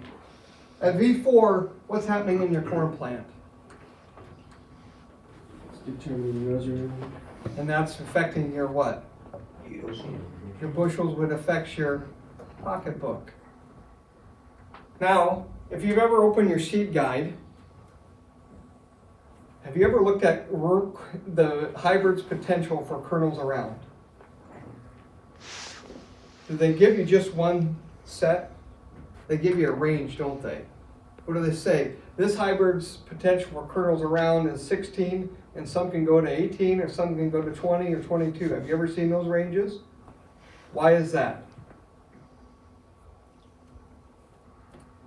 Depending on the factors, stress environment. Yeah. So it's telling you, here's the genetic potential, and here's the genetic range. It's the other management practices that affect that. If you want to drive your highest kernels around, what you guys can do in this room is have starter or manage it early on the best we can. And you know what nutrients drive that? Phosphorus, potassium, nitrogen, sulfur, zinc, boron. Guys, if you want to push it from being a 16 to a 20, focus on these things. If you're okay with it bouncing around, not a big deal. But a problem that becomes into that factor, out of all those, a nutrient like boron is toxic to seed germination. So now I can't just throw it into like a pop-up because it'll affect my germination. So I got to put it somewhere else or manage it somewhere else if I have stressful, cold, wet soils. I've got to do it maybe a dribble behind. Or I got to do it a 2x2, but I can't put it in my pop-up starter. So once again, what nutrient can we not have touch the seed? Boron. Boron, say that again. Boron. But is it important early on? Yes. So if you want to use boron, find a way to put it on, but not directly on the seed. And I encourage you. What's fun about this, 2012-13, I was doing a meeting in Missouri. We talked about the importance of boron. I had a Missouri professor, out of everybody said something, goes, well, how do you know that's something we should worry about? I'm like, oh my gosh, I'm sweating bullets, right? I've done a lot of meetings since then. I think I've gotten better on how I can talk in front of people. So I was sitting there, well, here's what we found out, here's what we saw. Believe it or not, 3 years later, that person came out with an article saying hybrids are responding to boron applications. Pretty cool. But what happens when you see a value of a nutrient and what it can do for you, you guys tend to do what? Or we try to do what with you? We know it's important, so we do what? We put more on. 300 bushel corn crop. How much boron does it take up? Not a half a pound actual. Is it less than a half? I think so. Okay. Quarter pound. How much? Quarter. Quarter pound. Maybe a little bit, but somewhere in there, right? So let's take the most popular product out there. The boron's 11% or 10%. It weighs 11 pounds. So if you do the math quick, how many pounds does a gallon give you? What was it? 1.1 roughly or more. I've got people saying, yeah, I'm putting a pound or a gallon of boron out. Well, what should you say? Good for you. I'm not. Because this is the way we should change our mindset of farming. Guys, we'll increase bushels, but we got to do it effectively and what? efficiently and economically, right? We've got a lot of people wondering how we farm, and we gotta make sure we're attaching these closely on what's needed by the plant. I hear people say that, I'm like, I appreciate the interest in boron, and we should be interested in boron, but in my opinion, we shouldn't be doing more than a pint or 2 pints at one time. Because boron is immobile in the soil. Very, very solid. Right there with N and S. Okay? Your hand went up. You say only a third of a pound, but that's what it gets in it. But it may take more to get that much in the plant. I It's added very- that too. I added it to it. It's too mobile. What's that? You know, so mobile that a rain could take it away from the plant. So if we only put a pint out and we only get a fourth of that, we need more. And you do. And why, if you had a quart versus a pint, and we had 3 inches of rain, is that gonna be that much more helpful for us? No.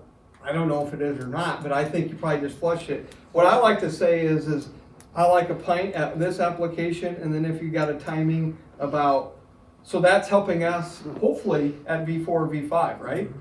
So 2 critical timings for boron, V4 to V6.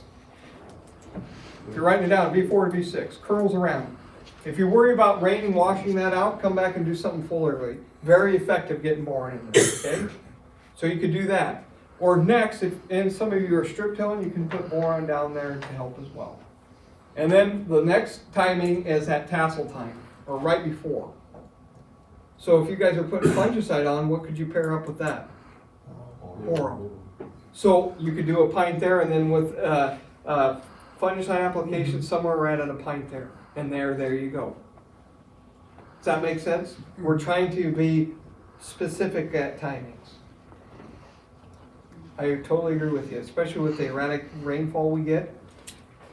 We don't want to short ourselves. But at the same time, hopefully when we're warming our soils up and we're getting mineralization, we should be getting help from what? The soil a little bit, hopefully. Yep. Great question. But the tissue samples don't show that we're getting it. Sometimes they don't. If you don't, then a foliar one. If you want to see if you're moving some levels, do a foliar one and then come back 3-4 days later. I bet you're pretty high. Or do one at tassel time and check it. Those are some ways we can check to make sure we're getting in there. But if we're getting heavy rainfalls and we try to put it all up front, yeah, we could be shorting ourselves.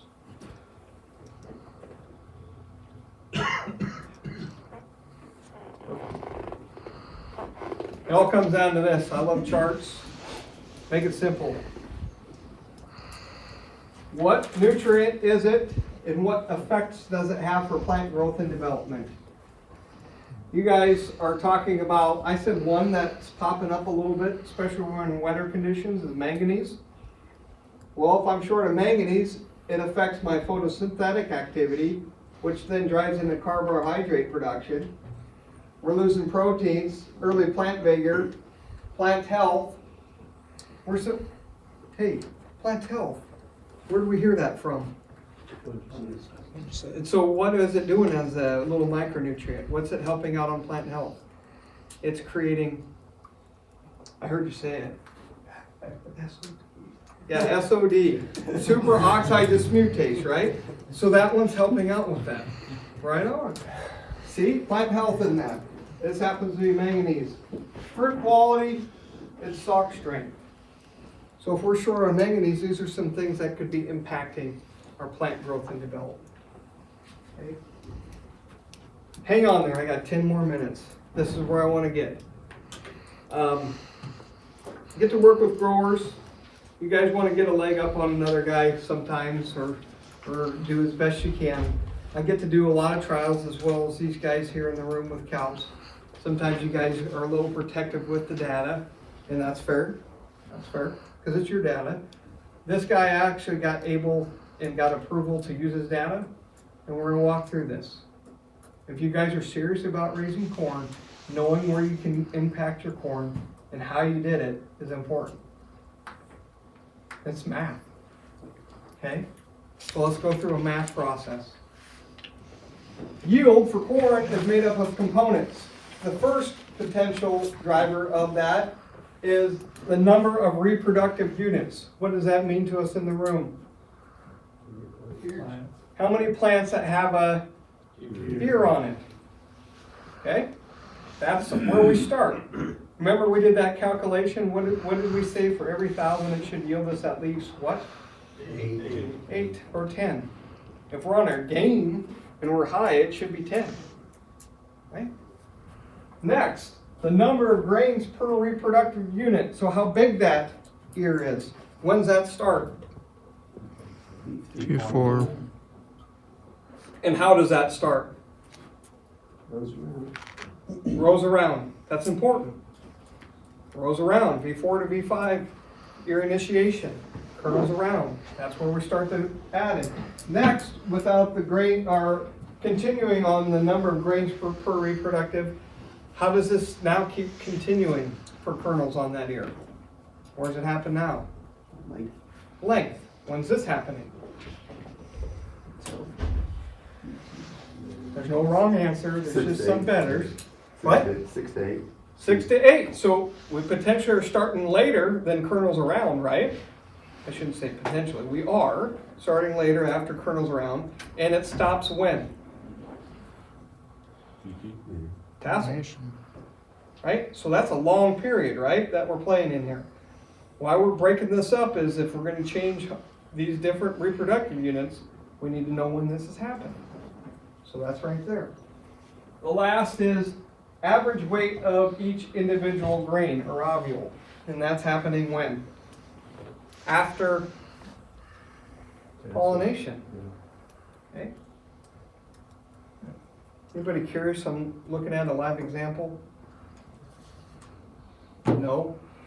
Of course. Remember when I said one of the toughest questions as an agronomist we get, or a response is what, as you guys growers get comfortable with us? What do you tell us? What's nitrogen? I'm all in. What should I do?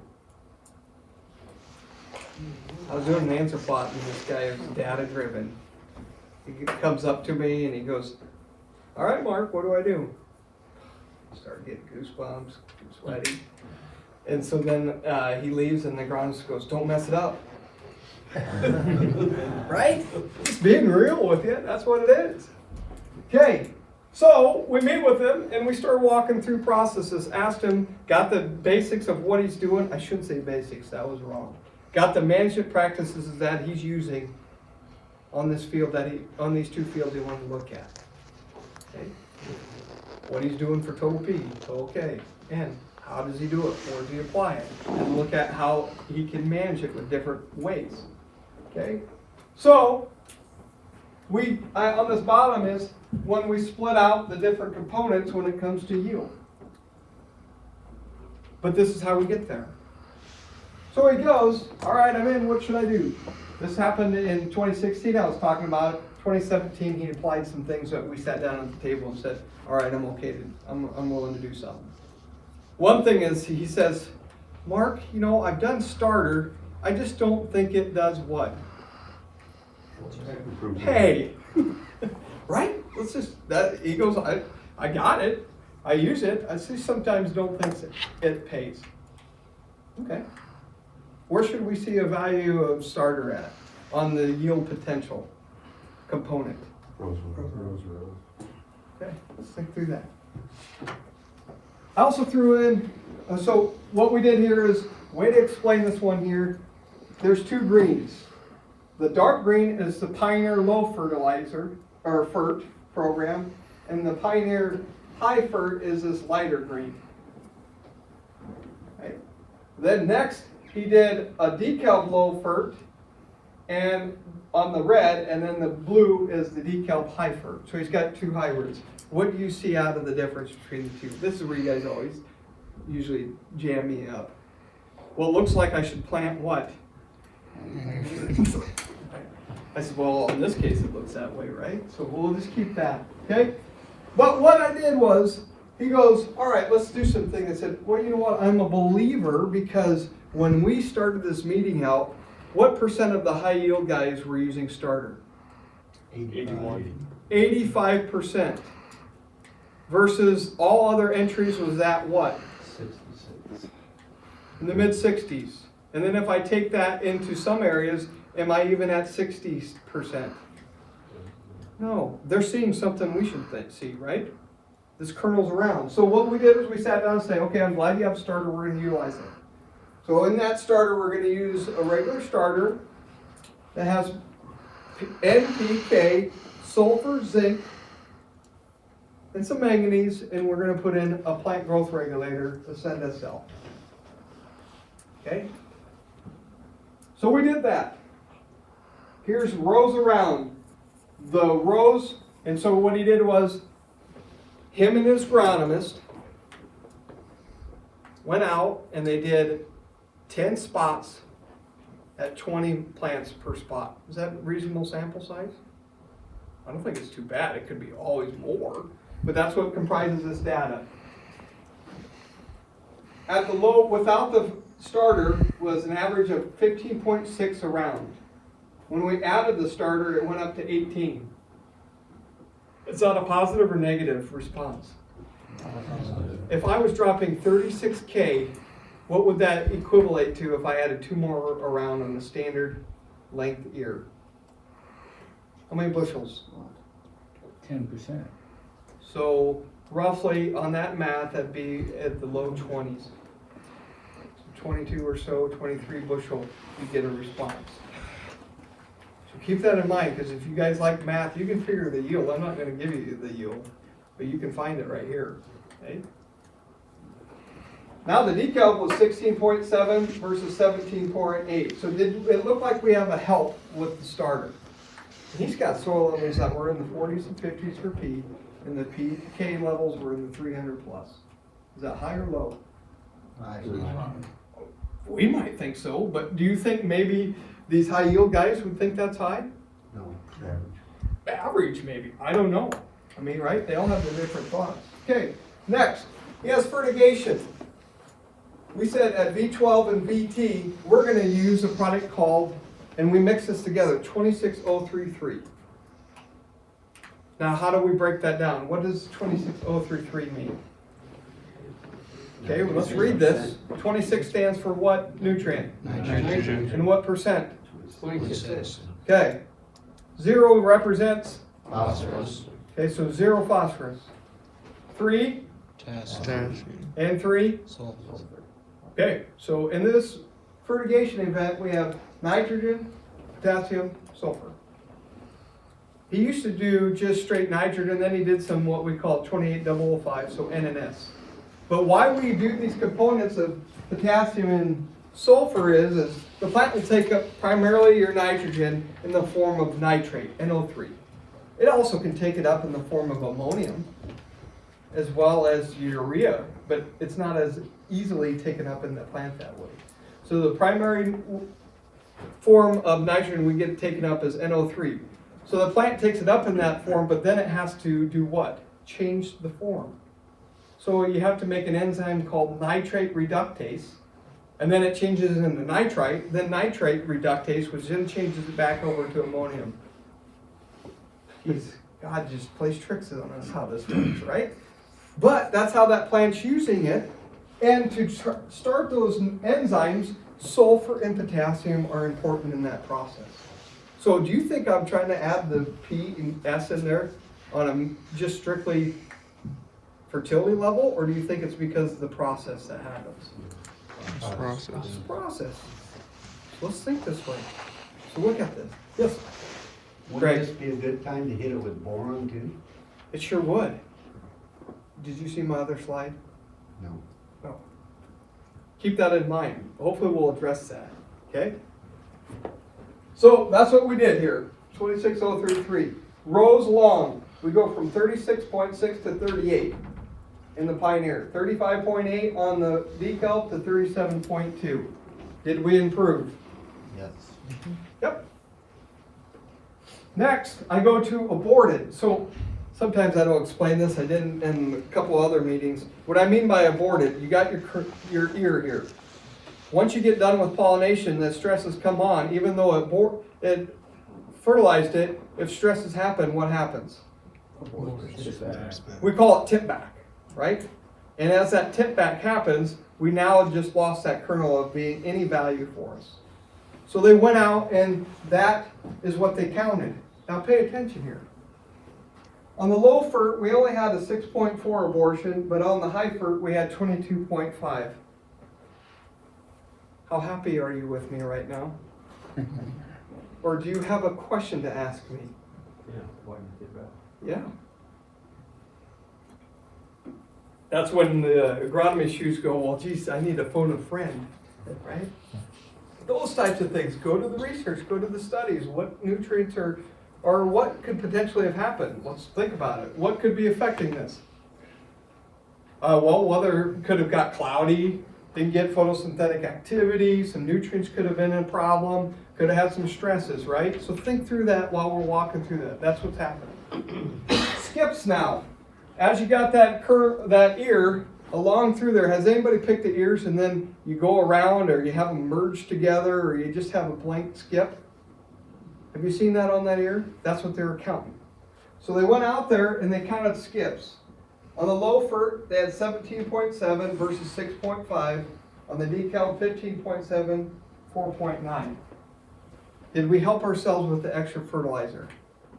Yep. Yeah. So that's a good thing. So total amount, when you add this all up, on the low FERT, we had 571. On the high FERT, we had 687. Is that a good deal? Yeah. Yep. Decal 597 to 662. Is that a good thing? Yep. What's the max potential for kernels we can have on a hybrid? When everything's humming. Not just yet. Maybe we can get to there. 800 to 900. Okay. All right. So 2017. Now you're the grower. You just ran. I'm not going to give you the yields. You can figure them out. This happened. What would you say to me now? Or your Kaup Seed and Fertilizer agronomist. He just did this for you. What would you say to him? What should we do next? Would you guys ask this question? Yes. Yeah. Hey, you guys should ask this question. What should we do next? So we did this. He got lazy on me. He only did one field this time. I should say that. Delete that off of there. He's a good grower. He's got a lot going on, managing a lot of fields. And he's got agronomists there too, helping him on this, but they got one field done. And you know what? I didn't do any of this. They did the collection of this data. Okay, so all I did was put it together on this form. So 2018, he goes, all right, I'm all in on starter. So I don't have a starter variable. So look at my rows around. What's that say? 17.6 versus 17.9. When do we influence rows around?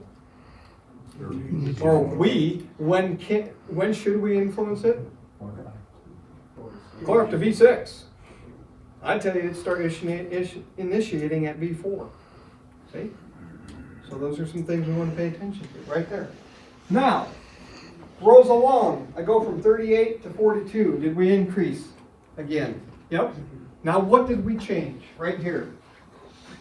Greg must have been seeing my charter. He's the guy I need to come into to talk to, along with Jeff's and everybody else, right? We added boron and fungicide. And that was added at VT, the boron and fungicide. We still did the two treatments like this of 26033, but at tassel time we did boron plus fungicide. Does that look like it affected kernels around? Yeah, maybe, but where was the bigger factor? Would you reported crews? You guys remember this one last time? The abortion was what? High. Look at that. When I changed something here, when was abortion happening? Through the component in the growth and development of corn? Yeah. We changed that because We helped it out with stress with possibly boron. I don't know which component was more. I'm done with piecing the components out. Let's put it together. If it's a timing time, if it's a nutrition plus something else, let's mirror them up together. You think these corn yield guys pick them apart? No, they put them together. So we put them together and saw that, helped that. Skips, a little less there on the high. Look at our kernels, 675 up to. I can tell you he's over 10. What should we do for the population? We're ready to increase population. In fact, we probably should have that back there. That was a bad agronomist, probably didn't do that. We did, probably going to right here, okay? So he's over 10. So his management practice is now caught up to the populations he's dropping. Now we can do what? Adjust that, okay? Right here.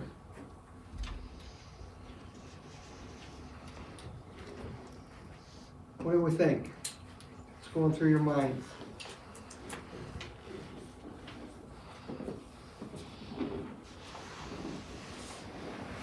So back up on that, you just put more on and late, didn't have it on early? Yep. So he put it on Yeah. at tassil time. If you know now what we just walked through boron, if boron seems to be a continual issue, what if he's planting a hybrid that right here was 16 to 20? What's that telling us? That's some, you know what the, your seed guys don't talk about this to you, do they?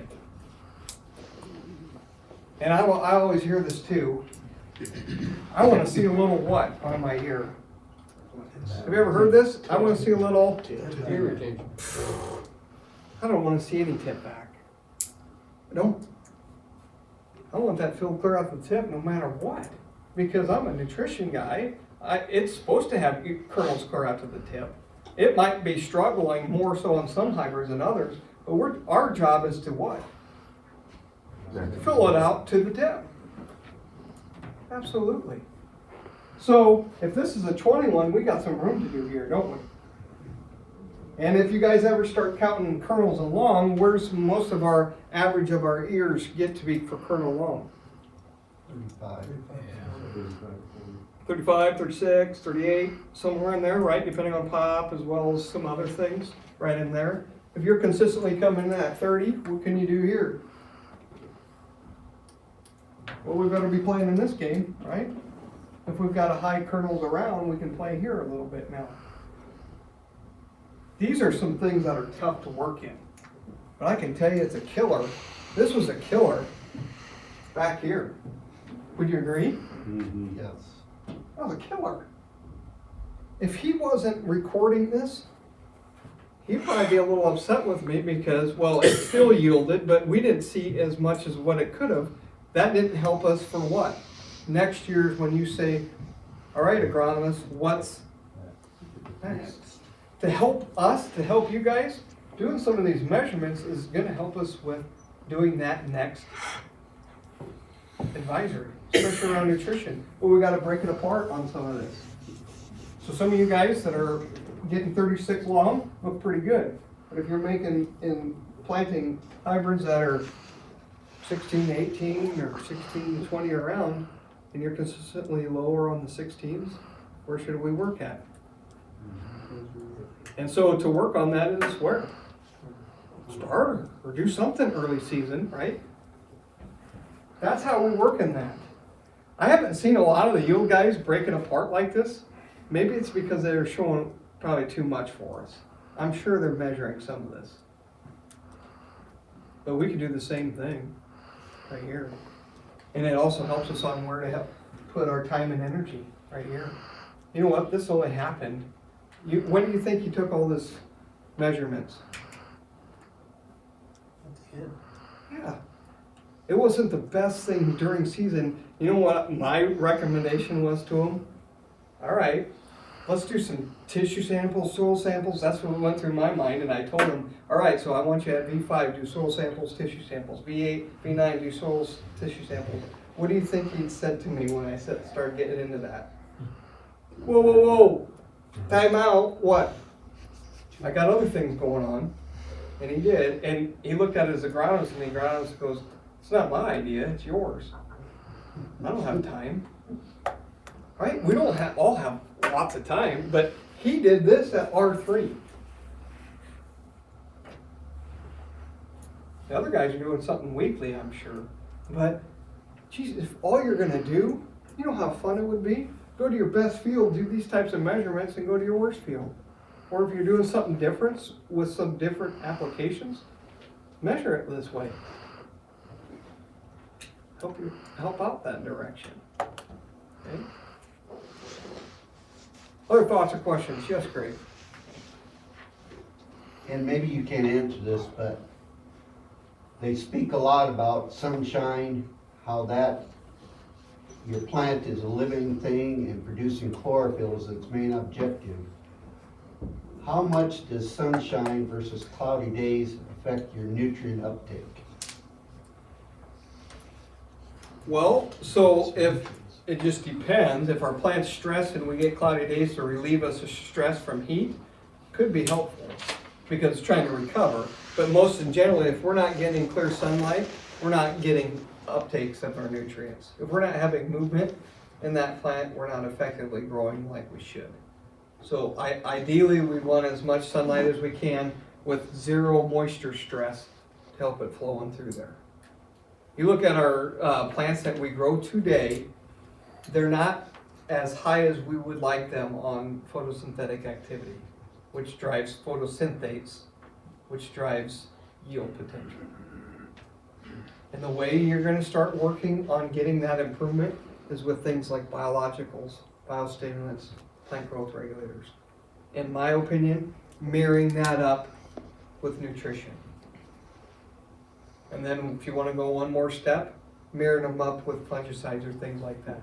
Some cool stuff that's coming down the road.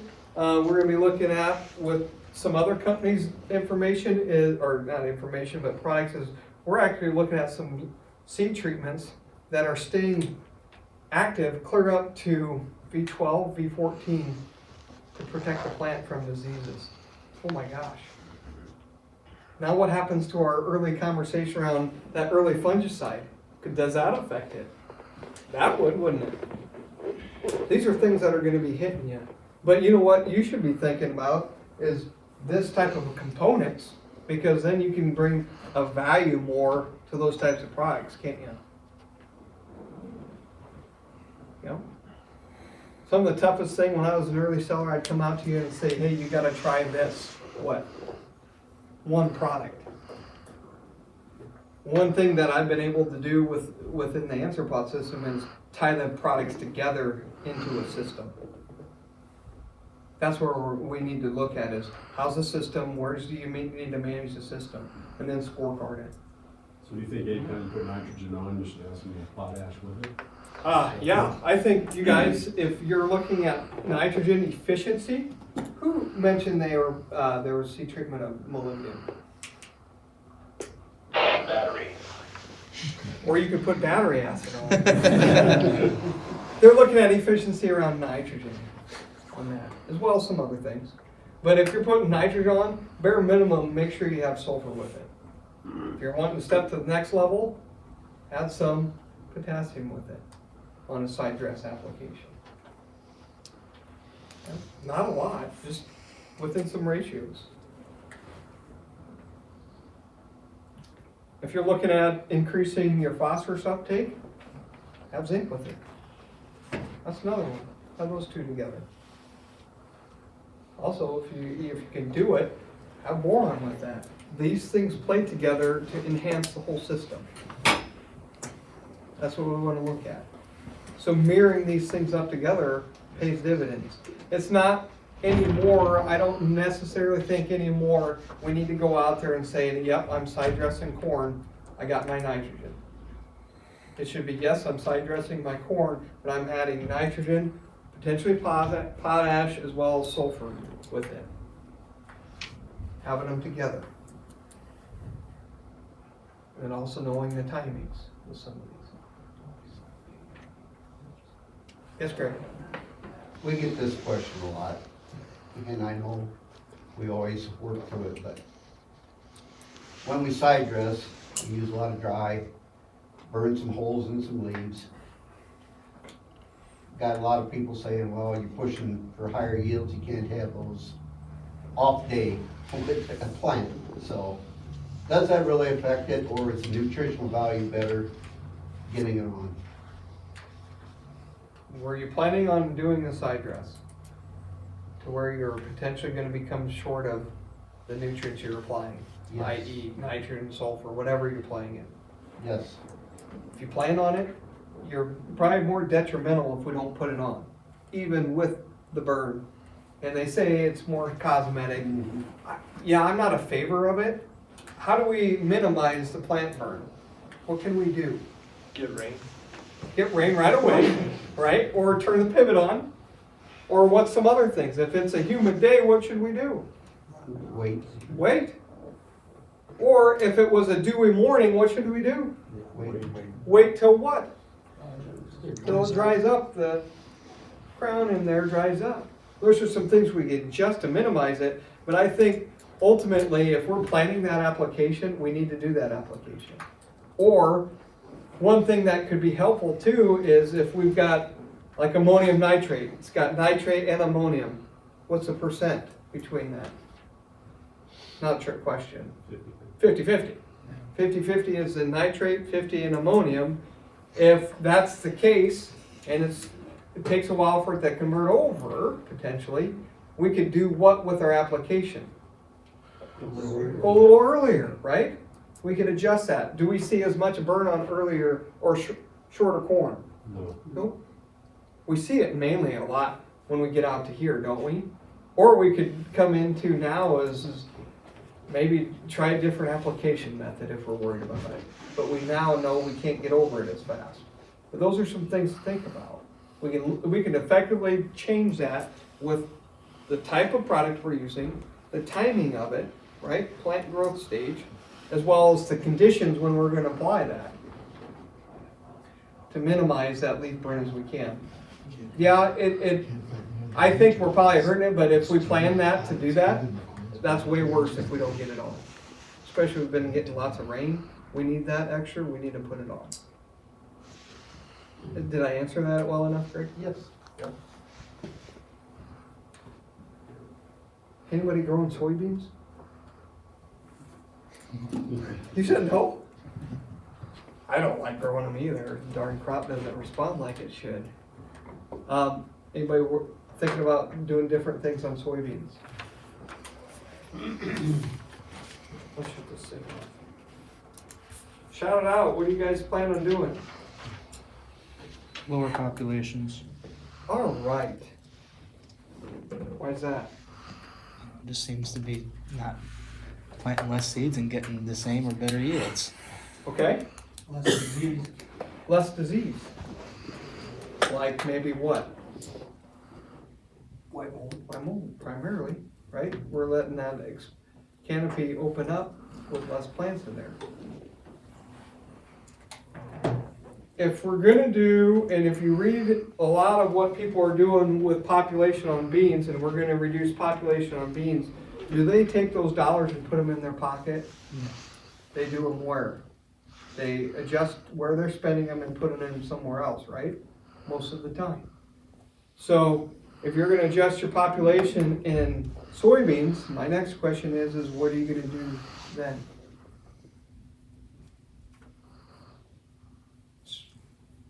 I'm just asking. Yeah, fungicide. Okay. Something. I hope you're saying I need to do something else, other than just saying I'm gonna keep the extra dollars. One of the bigger things that I've been seeing here, when I walk a lot of fields early on in soybeans, it's very minimal. But one of the first things I didn't think I ever had to say this is, but I'll get called out and the stand on beans aren't worth a hoot. And they're stressing. There's still some guys that don't even put a seed treatment on. Blows my mind. But if we're gonna reduce our population on our seeds, on our soybeans, there's some things like fusarium, phytophthora, those types of things that are becoming a problem, more so every year. What's driving them to be problems? What's our conditions like? Wet, cold, we got tough conditions we're putting our beans in, just like corn, right? I mean, we plant beans, they look like this. They got some, they could be green or red, right? We got some color down there, but we're putting a seed treatment on there.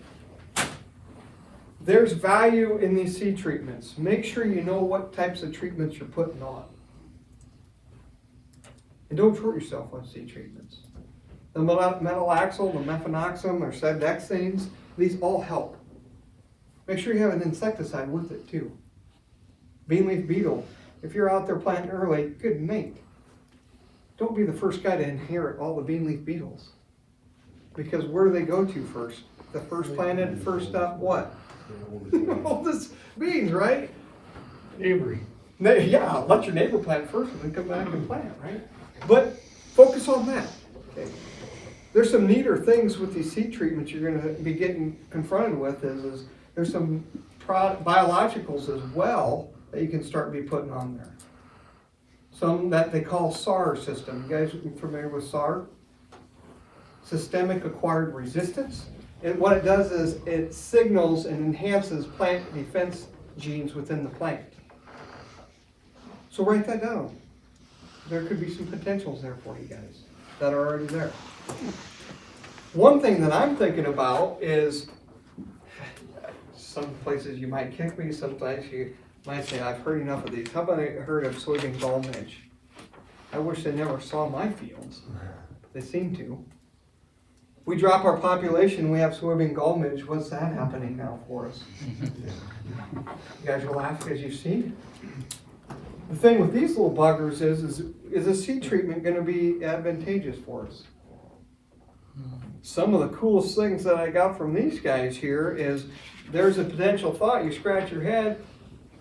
We're using a lot of pyrethroids, but what if you went to a different group of, did I say fungicide? I meant insecticide. You're using pyrethroid insecticides. Maybe we should jump groups to something like an organophosphate fungicide. And Jeff, why would we want to do that? More active, and it's longer coverage. So if we could get something that could be longer in coverage, and it's a seed treatment or an in-furrow starter or something, and we cover ourselves to mid-June, now what does that do for us? For soybean gall midge? Maybe something. But those are some things to thinking about. If not, you know, when soybean gall midges, when the flies emerge, which ones emerge first? From the research that they saw. I missed the one Monday, otherwise I would have been in there to hear more about it. But most of the time it's the males that emerge first. Are we worried about the males? Nope, females. So timing's become important with these types of applications as well. And they don't have just the best guess on where we need to be at though. So those are some things to be thinking about. Soybeans, there's value with fungicide on soybeans. Anybody agree with me? If you've seen frog eye leaf spot, 2 years ago I think we took 20% yield hit. Not treating for it. It's important if we got it to adjust it. And if you've got some of these other ones, I don't know if sequential soybean fungicide is a bad way to look at it as well. So when I say sequential, maybe an R1 application followed by what? R3, R4 timings. But the biggest thing to me is if you're going to cut populations, don't cut the dollars then, but adjust them somewhere else that you potentially think. I could have thrown up on there soybeans and now go through the components that make up soybeans. When we put on flowers, do we harvest all the flower potential? We all know that. So how many flowers are we potentially harvesting? 25%. Okay, so we're harvesting 25% of our flowers. And when does flowering happen? Early. And how long? We consider them to be stages called R1 and R2, right? If you add the duration together, it's not days, it's weeks that are involved in that, right? So if we know there's weeks involved, what do we have to do? Manage what? It's funny how when we separate corn and beans, we say we need to add yield on corn, and we do what on beans? We protect yield, right? And it comes back to this flower abortion issue. If you guys now think you're harvesting 40% of flowers, are you better than the rest of the group? Yeah? Oh, guess what? Those guys that are dropping down to 120, they are, but they're doing some other stuff as well. Okay? They're doing some coverage of that. As well as there's some guys doing foliar nutrition on top of that. But it's those types of things that we need to be thinking on our beans. Another one that we used to never have to worry about, but weed management. Right? That's starting to get a little bit troubling on some of these acres.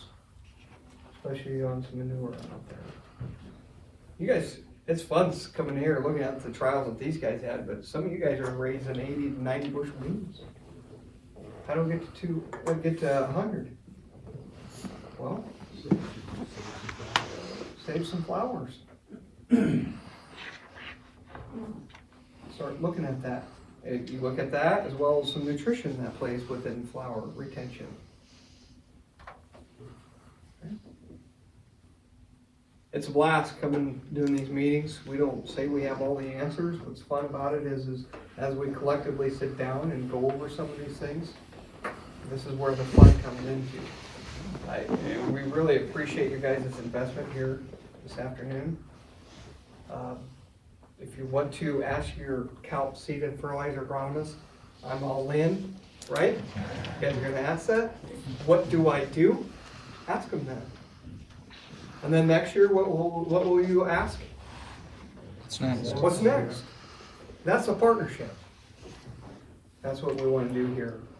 So appreciate you guys here this morning or this afternoon. And any other question before we leave? Yeah. What row spacing do you recommend for beans and what population for soybeans? I enjoy soybeans somewhere between the 15 and 20 inch if you can get to it.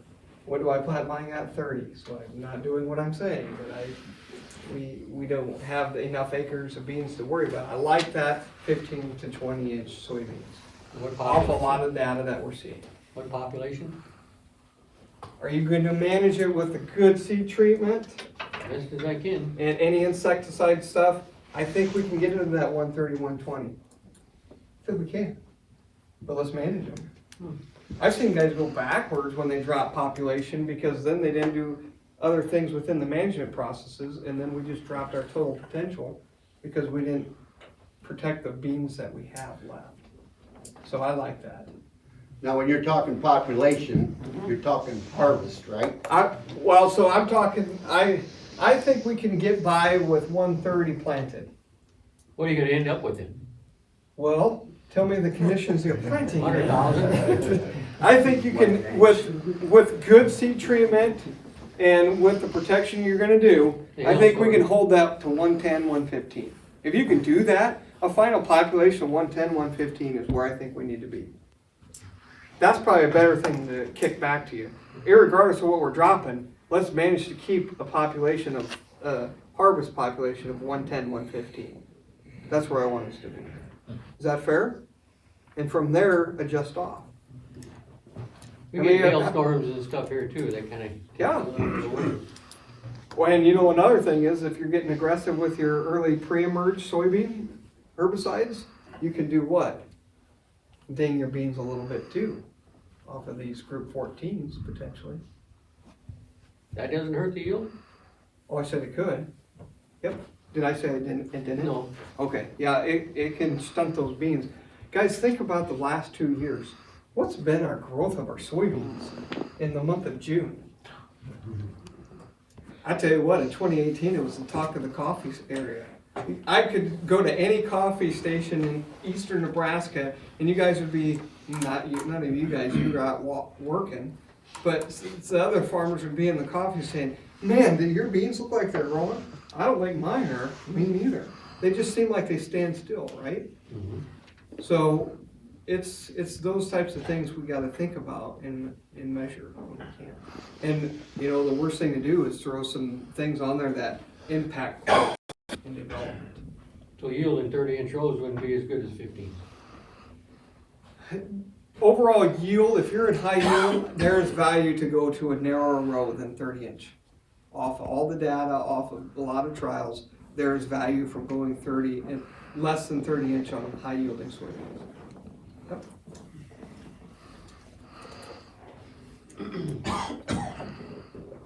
Perfect. Okay. Thank you very much, Mark. Thank you very much for coming in here today. Yeah.